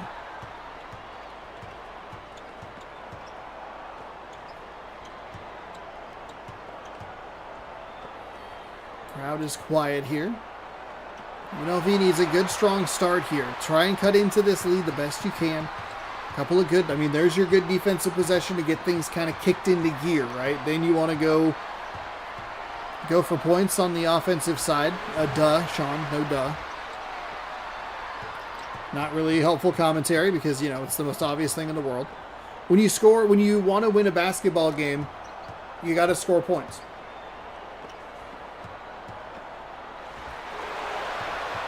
Seven for 18 versus 12 for 23. Michigan State not shooting the ball particularly well, but UNLV just hasn't even had that many opportunities. There's a nice feed inside. It's blocked. And Michigan State comes away with the ball.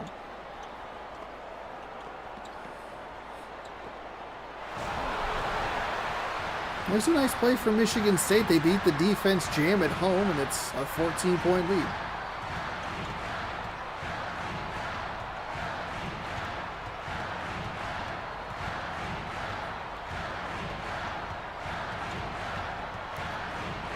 There's the kick and fires for three. Knocks it down. Okay, UNLV. Leads down to 11 now.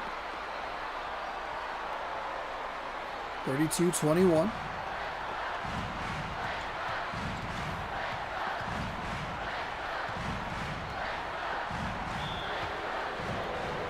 That's not a great looking foul there for UNLV. You can't pick up personal foul number 2 on a cheeky reach in on the outside.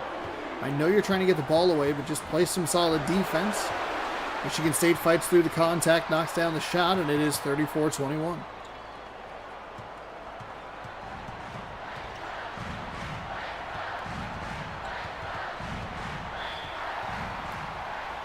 Personal fouls. First personal on number 15. Also looking for a reach in. It's stolen away. 8 steals for Michigan State, 7 for UNLV. That's a surprisingly high number. But I guess the difference would be that Michigan State's getting a lot of blocks and a lot of blocks on the defensive side. 36-21. A couple of games have slid into blowout territory after a very solid first half. And that Alabama-Oklahoma game was close in score, but also kind of ugly. But I'm happy because Alabama won, and we love the Elephants here in March Mascot Madness. The Elephants and the Orange. And Louisville's a popular pick because they are very, very good. Michigan State stretches the lead out to 17, and that is looking like it'll be about it for UNLV. Might have one of the more fraudulent seeds in the tournament. Like one miracle run, because we've only used this game a few times. It's one miracle run to get you into a top spot that maybe you do or don't deserve. And this one I think might be a top seed that maybe they don't deserve.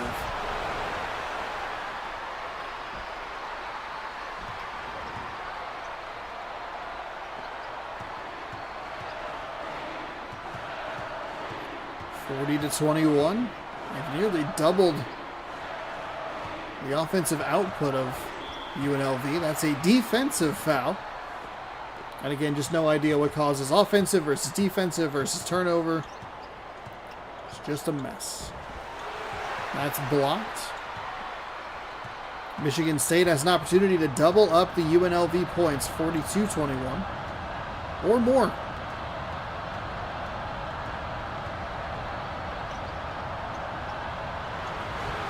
Oh, fired it off, but no good. The running Rebels getting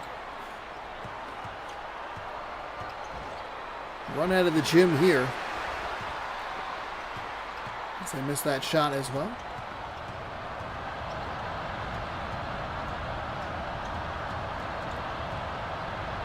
There was one game I remember that was so bad that I read a chapter of a Halo book. I don't know why I did that. That sounds like a dumb thing to do.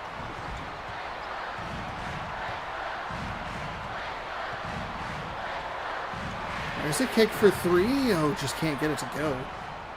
Got to take advantage of this Michigan State coldness on offense.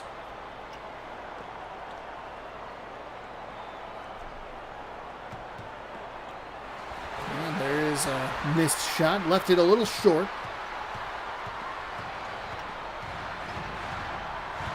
Instead, we should have been reading the instruction manual for March Madness 2005. Did this one come with one?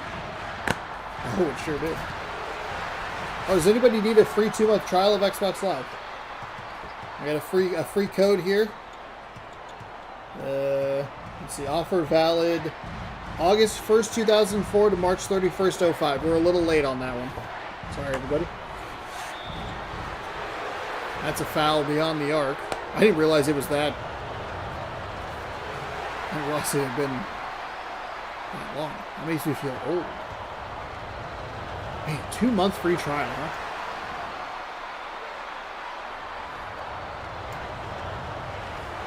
What other information can we glean from that? I mean, how much of a savings would that have been? How much was Xbox Live in 2005?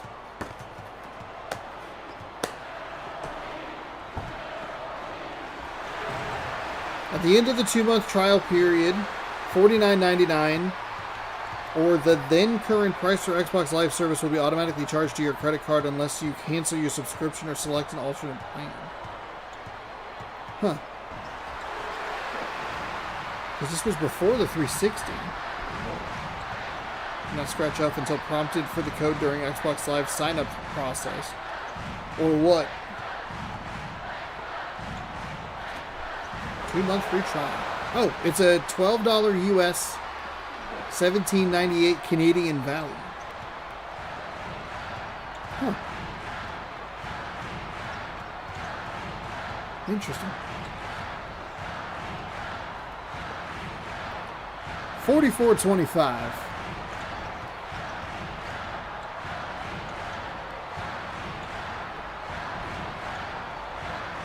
And that's going to be rejected. We're going the other way. Calls a play out.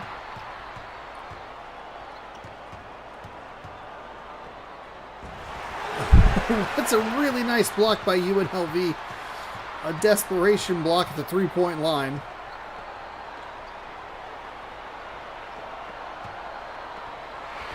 There's a three for UNLV. Buries that one. All right, comeback starts now. 44-28. It's just a 16-point game.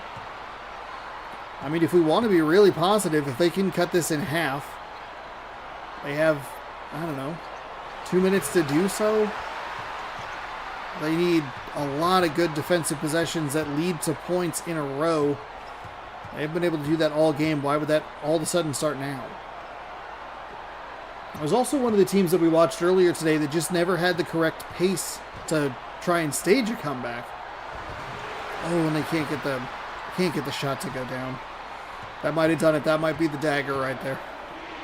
Not the entire rest of the game, but that one missed opportunity. As the shot is up and good. 46-28. 2.5 to go.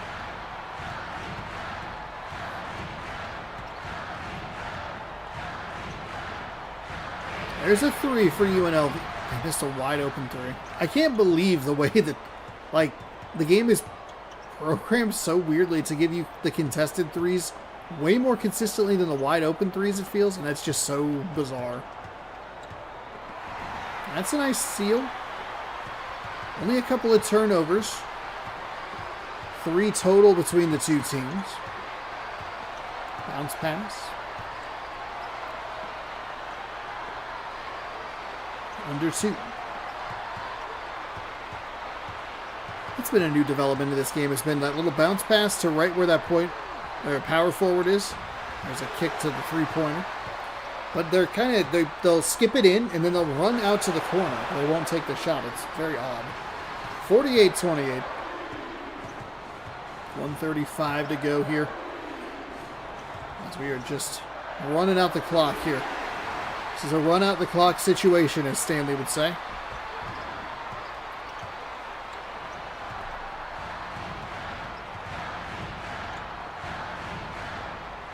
Two quick passes inside the center. Flips it up and good.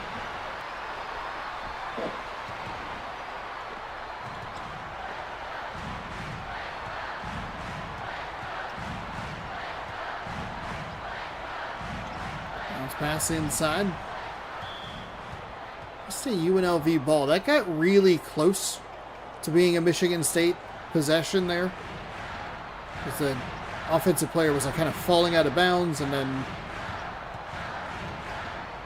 it can get weird. Okay, foul on the shot. So he'll go to the line to shoot two. Center knocks down the first one. And rattles home the second one, 50-32 now. Comeback starts now.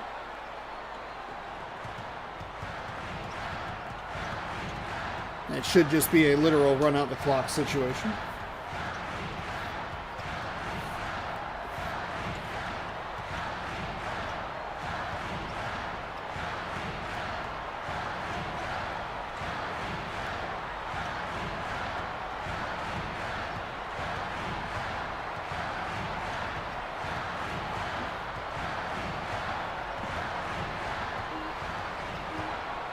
Three, two, one. 2 on the shot clock. Nice block. There's just not a whole lot that they can do. Okay, shot clock violation. I thought if they got a foul, like a reach-in foul as he was trying to shoot the ball, in an 18-point game whilst the shot clock's expiring, like, no wonder you lost by so much. All right, there's a three-pointer. Garbage time 3.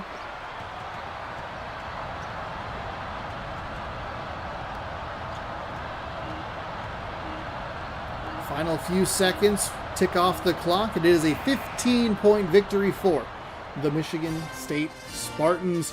Well, let's mark it down. UNLV 35, Michigan State 50. Michigan State advances. They will either go on the road to face UCLA or they'll have a home game against Minnesota. Kind of weird. 50-50. Congratulations if you were correct about who won this game. Let's go ahead and exit.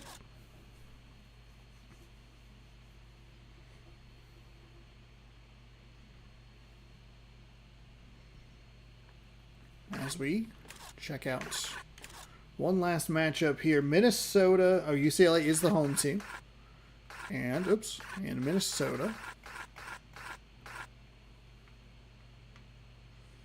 is the road team. There you go. Golden Gophers and the Bruins. All-American, 10 minutes from the press box. It's a quick load, so you might not have time to subscribe, but you still should.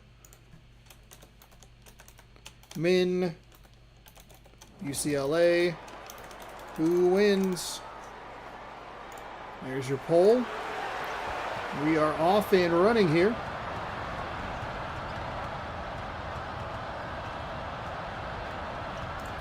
Minnesota with the ball.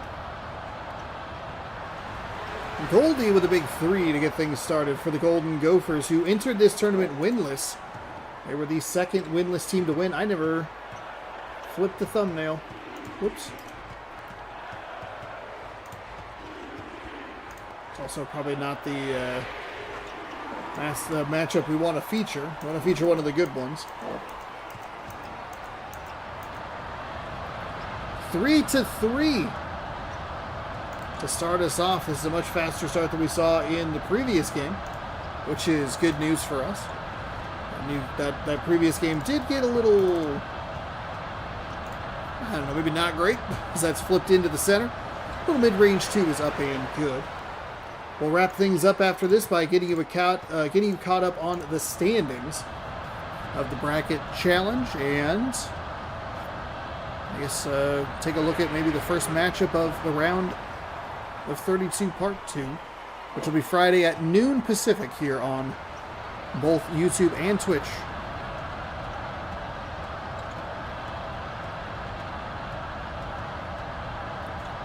(6-5) UCLA. Minnesota driving inside. Ran into the Bruin. And that's, again, it's a weird situation where they jumped into the defender, just lost the ball, no offensive or defensive foul. It's just a loose ball. And seemingly no reason for it to be that way. 8-5, UCLA out in front.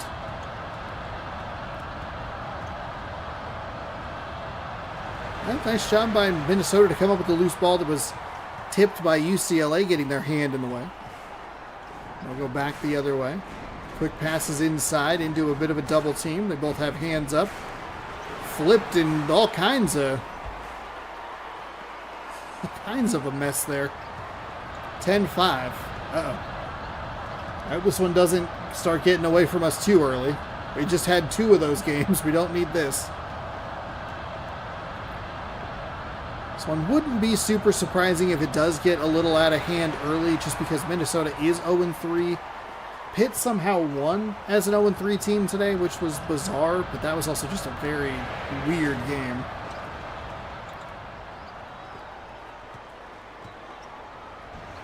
And, man, we saw this in one of the earlier games where there was a lot of contact on one end of the floor. In this case, it would be the Minnesota offensive end. Just not getting the fouls called. Either team. I complimented both teams too much by saying we're getting off to a fast start. 10-5.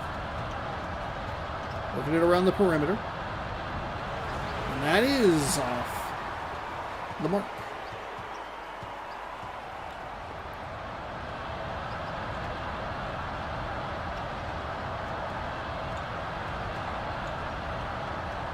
Oh, stripped. And the Bruins, oh gosh. The Bruins come up with it. They're not Bears. And the other ones aren't Beavers, they're Gophers, and I'm getting all confused.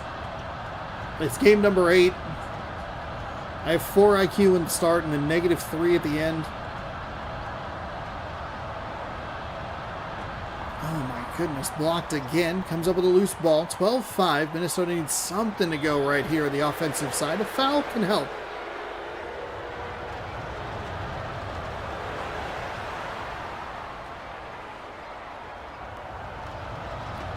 (12-6), 12-7. 6:29 in the first.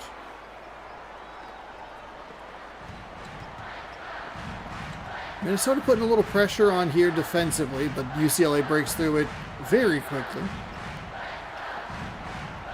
2 quick passes inside and jams it home. Shove that Golden Gopher out of the way.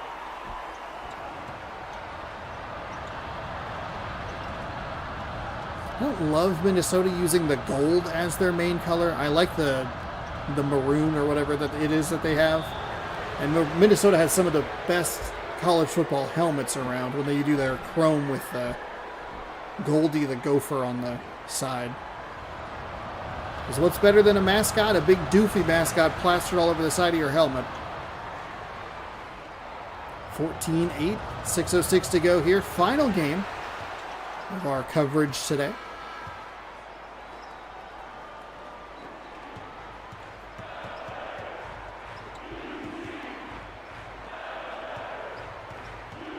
(14-9). There's a foul on the other end. You can't have that. Trying to make a comeback here.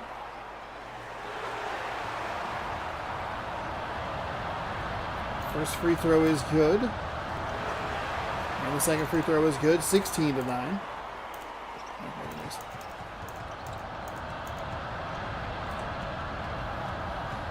Oh, Minnesota's got to be careful. That's almost a backcourt violation. There it is. The basket. Oh, UCLA with a terrific job recovering there. Getting the block. Bounce pass inside, off the glass, high and good. That's a little bit different. We've seen that a lot more today.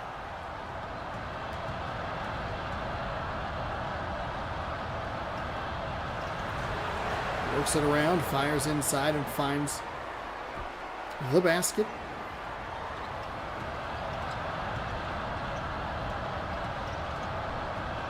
Bounce pass.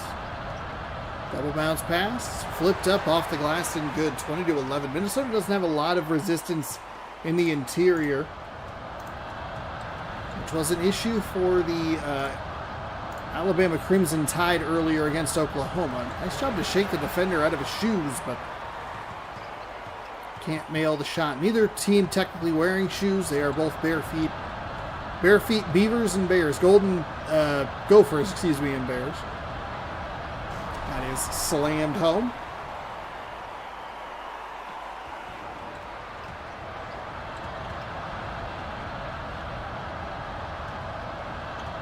Stolen away, and 22-11.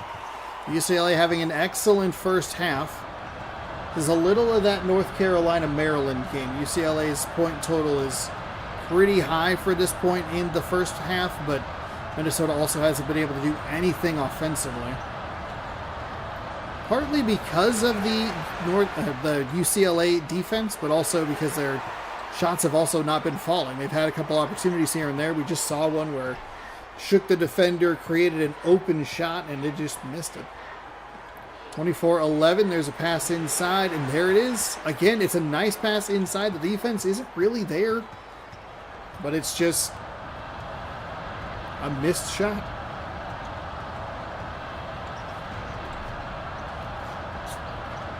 That's stolen away, stays in bounds.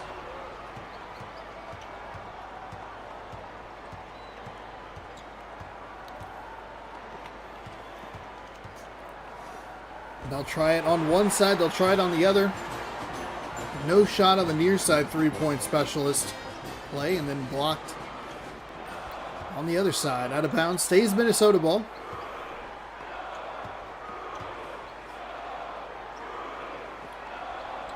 There it is, pass inside, the shot, a little mid-range. Bops down. 24-13. Oh my goodness, what a block. UCLA ball out of bounds.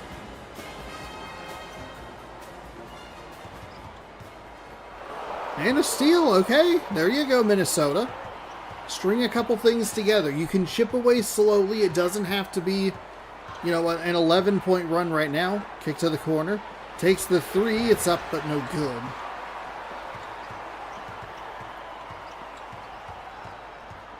Can slice away at what UCLA's doing. A couple points at a time. Maybe just get a stretch where you're +2, a stretch where you're +4. To the corner. That's tipped. Knocked out of bounds. It'll go, or it'll stay on this end, excuse me.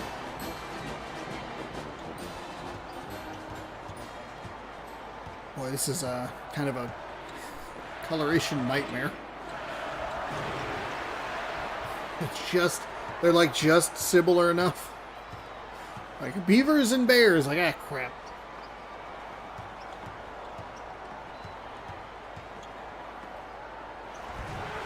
Okay, nice job getting that off the glass and good. The lead's under 10 at 9. 24-15. That's up and blocked by the Gophers. It'll stay on this end of the floor. Couple good defensive possessions. Get a little bit of a rhythm. There's a nice steal, okay. Push it forward, love it. I love both things that Minnesota did right there. They tried to push the pace when it wasn't there. They slowed things down. And they're able to draw a foul on the center, his first personal. To the line to shoot two. The first one's good, 8-point game. And can't get the second, but the putback. Oh, no good. They had the offensive rebound. Pushes the pace, and UCLA gets what they need. Just a little left-hand finish off the back iron and drops in 4. 2 points. 26-16, 121. Remaining in the first half. Hook shot, no good. Offensive rebound. Okay. Minnesota needs more of those first chance points. They can't rely on getting a ton of offensive rebounds.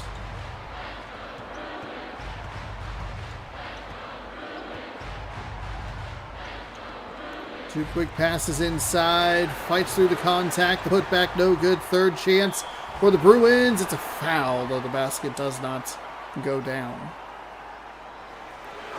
First free throw is good. Reestablishes that 9-point lead. My math was bad there. 9s and 11s are the numbers that I kind of have trouble with because you have to... It's like 10, but like there's a difference, you know? It's a nice 3 from Minnesota. That'll cut the lead down to 6. Under a minute to go here. They're showing some signs of life, the Golden Gophers are. UCLA has not been the most dominant team. Most of their points were before about the 5-minute mark, where they were at 22, but they've had a pretty cold run here over the last 5 minutes or so.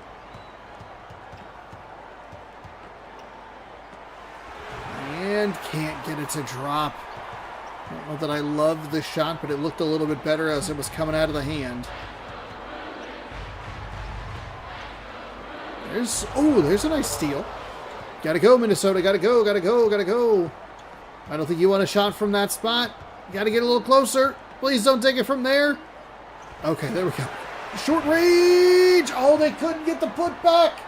It was right there, but it falls off the rim. A brutal end. Minnesota feels like they should just be a 4-point game. Hey, there's a nice shot with a steal right off the rip.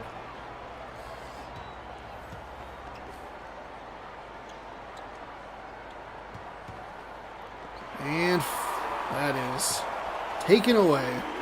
Pushing the pace. And that is no good, no good.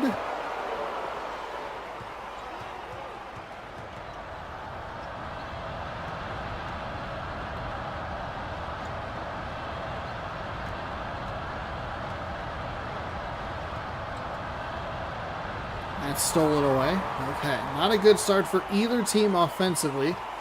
Defensively, they're both playing pretty nicely. 27-21, I believe, was the halftime score. So UCLA ends up with a pretty good-looking first half, though they were ice cold in those final 4 or 5 minutes. Minnesota did a nice job to at least cut into the lead a little bit, but they just cannot get the baskets to fall on the first shot. And they cannot rely on continuing to get offensive rebounds because the putbacks aren't even that consistent either. It's such a bad spot for the Golden Gophers to be in.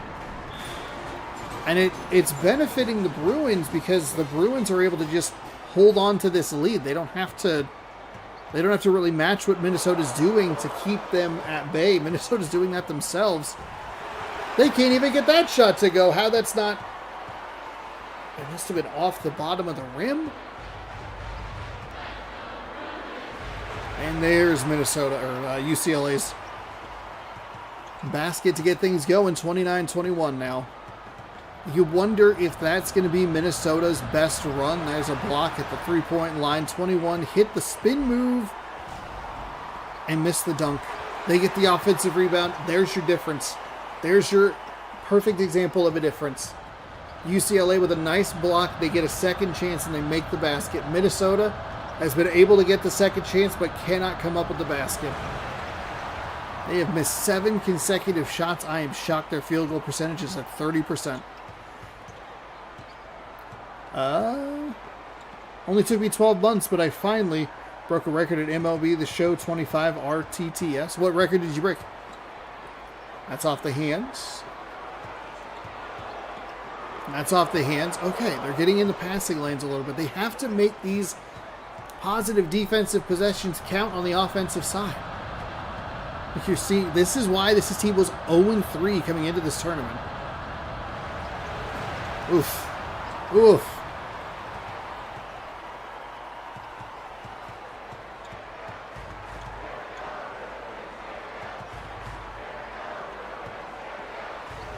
And that is up and good. UCLA is going to start to pull away now. 27-21 your halftime score. It's a 6-0 run for UCLA. The Bruins, though, not particularly dominant in this game, though they do have a double-digit lead. They got out to a really hot start, but ice cold over the final 5 minutes or so of the first half, and even into the first minute or two of this second half. Minnesota's had such a wide open opportunity to take this gap and close it, and they just have not been able to do that. Ichiro's single season hit total on, oh wow, on a home run with a month to play. Well, congratulations on that. What position does your Road to the Show, or what position do you play in Road to the Show? There we go, that's what I was trying to say. Minnesota finally put some points on the board, but it wasn't apparently on that possession. There's a 3 for the Bruins. It's wide open and buries it from deep.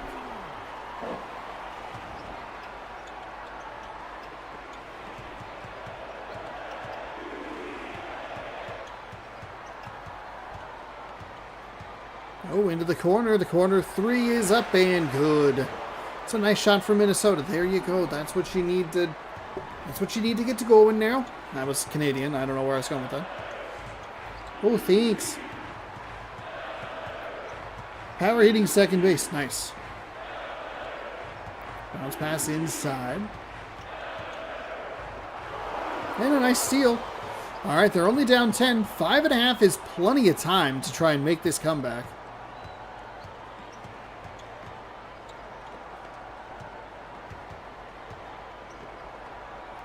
There's a 3. Tipped in, rattled around, and dropped. So the second chance points come in handy for the Golden Gophers. 36-28 now. Under. Oh, we had to wait for it. Out of bounds. Oh, an interesting call there. And a bit of an aggressive pass across the floor. 36-28. Into the corner. The 3 is up. The 3 is no good, but the putback again. Minnesota's done an incredible job with offensive rebounds. They're finally starting to get those second chance points. And the ice coldness of this Bruins offense is starting to bite them a little bit. You just wonder if Minnesota's going to be able to make the climb all the way up the hill. 36-30. There's a 3 straight on for UCLA, no good. Minnesota comes up with it. And they're going the other way. Bounce pass inside. The flip, the left hand finishes. Finds the net. And makes it a 4-point game. 36-32. Bounce pass inside. There's a good defensive play. It was authoritatively smacked out of bounds, so it'll stay UCLA ball.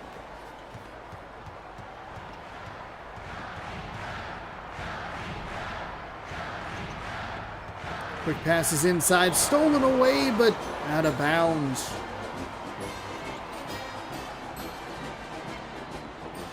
Okay, there you go. Get a hand to the passing lane and swipe it away, but they throw the possession away literally up the floor.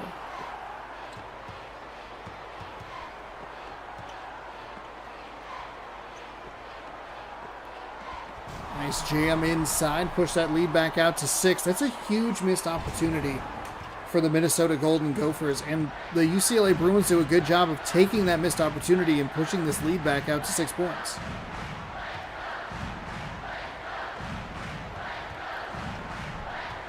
Works it around the outside, bounce pass in.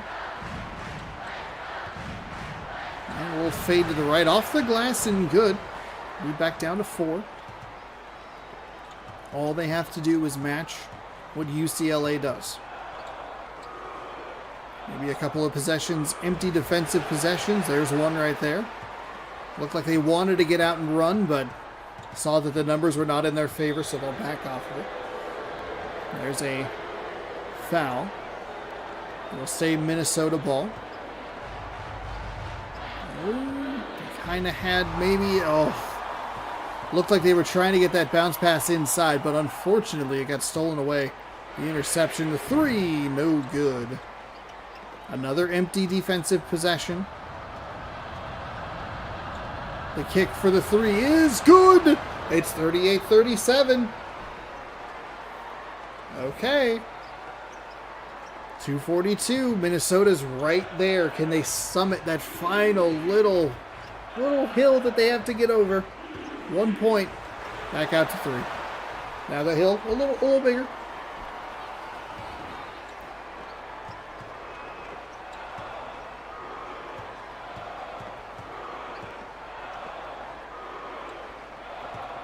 There you go. Okay, just match what they're doing. 3 points, 1 point, 3 points, 1 point.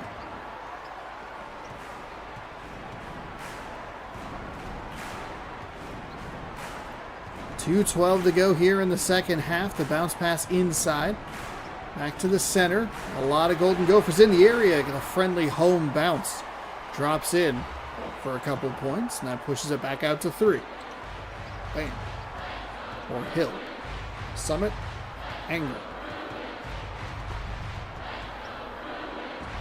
That's a 3-pointer that's blocked on the outside. The forward.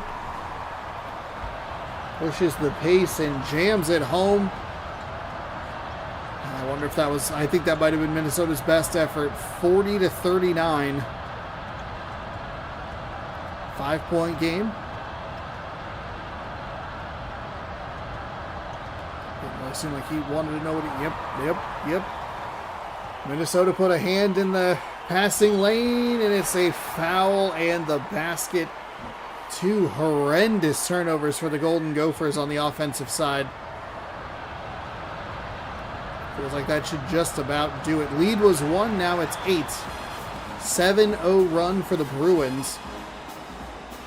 So maybe you believe in them as they go to the next round. You're like, hey, they were able to kind of gut out a win against a team that you probably figure based on record they should run away with. Okay, there's a 3 from Minnesota. You'd love to have seen that about 2 possessions ago. Not done yet. It's just how bad the turnovers were for Minnesota. That ball is stolen, 47-42.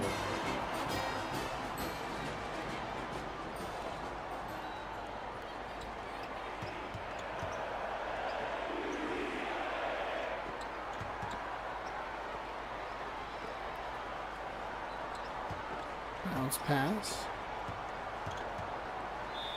And they will go with the foul.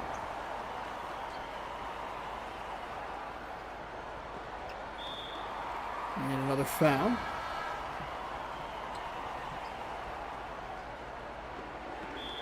And another foul.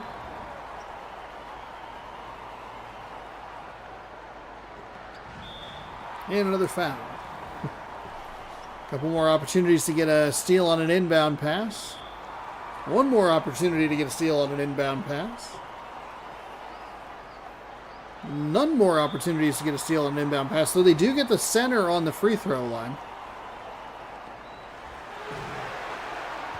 In my face, he buries it.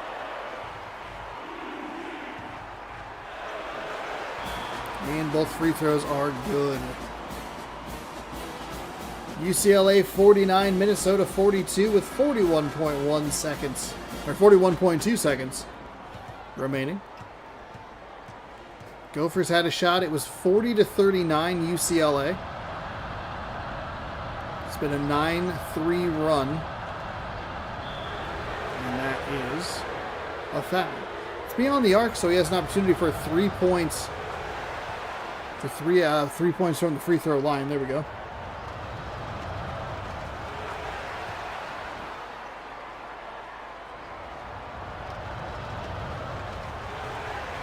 Oh, and he can't get...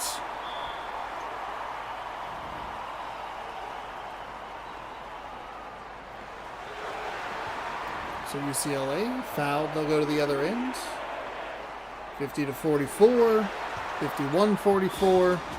Minnesota takes a timeout like they still have a chance.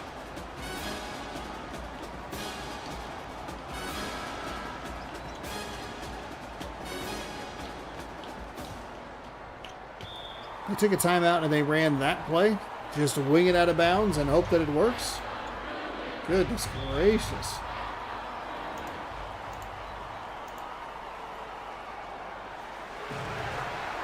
Free throw is good.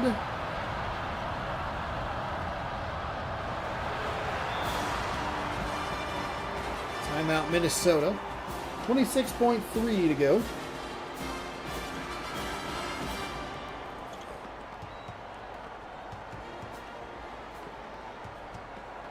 UCLA putting in backcourt pressure is an interesting decision.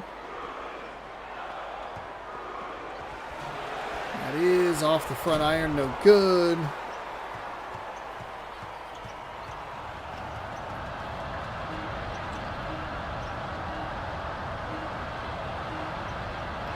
Well, Minnesota made a valiant effort to try and at least make it interesting. They got close but could not come up with enough. And it's UCLA 53, Minnesota 44, your final. UCLA advances. And that will do it. That is 8 games of coverage here on YouTube and Twitch. Let's catch up on the bracket standings. Actually, let's find out what the next matchup will be, and we'll get you. You can look at that for a moment. It'll be Duke and Penn State.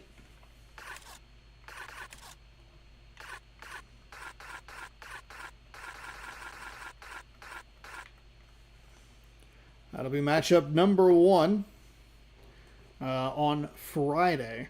As for the standings in the bracket challenge, the prediction challenge, we have Murph Dog has taken the lead with 32 points. They have, Duke is a Final Four pick for them.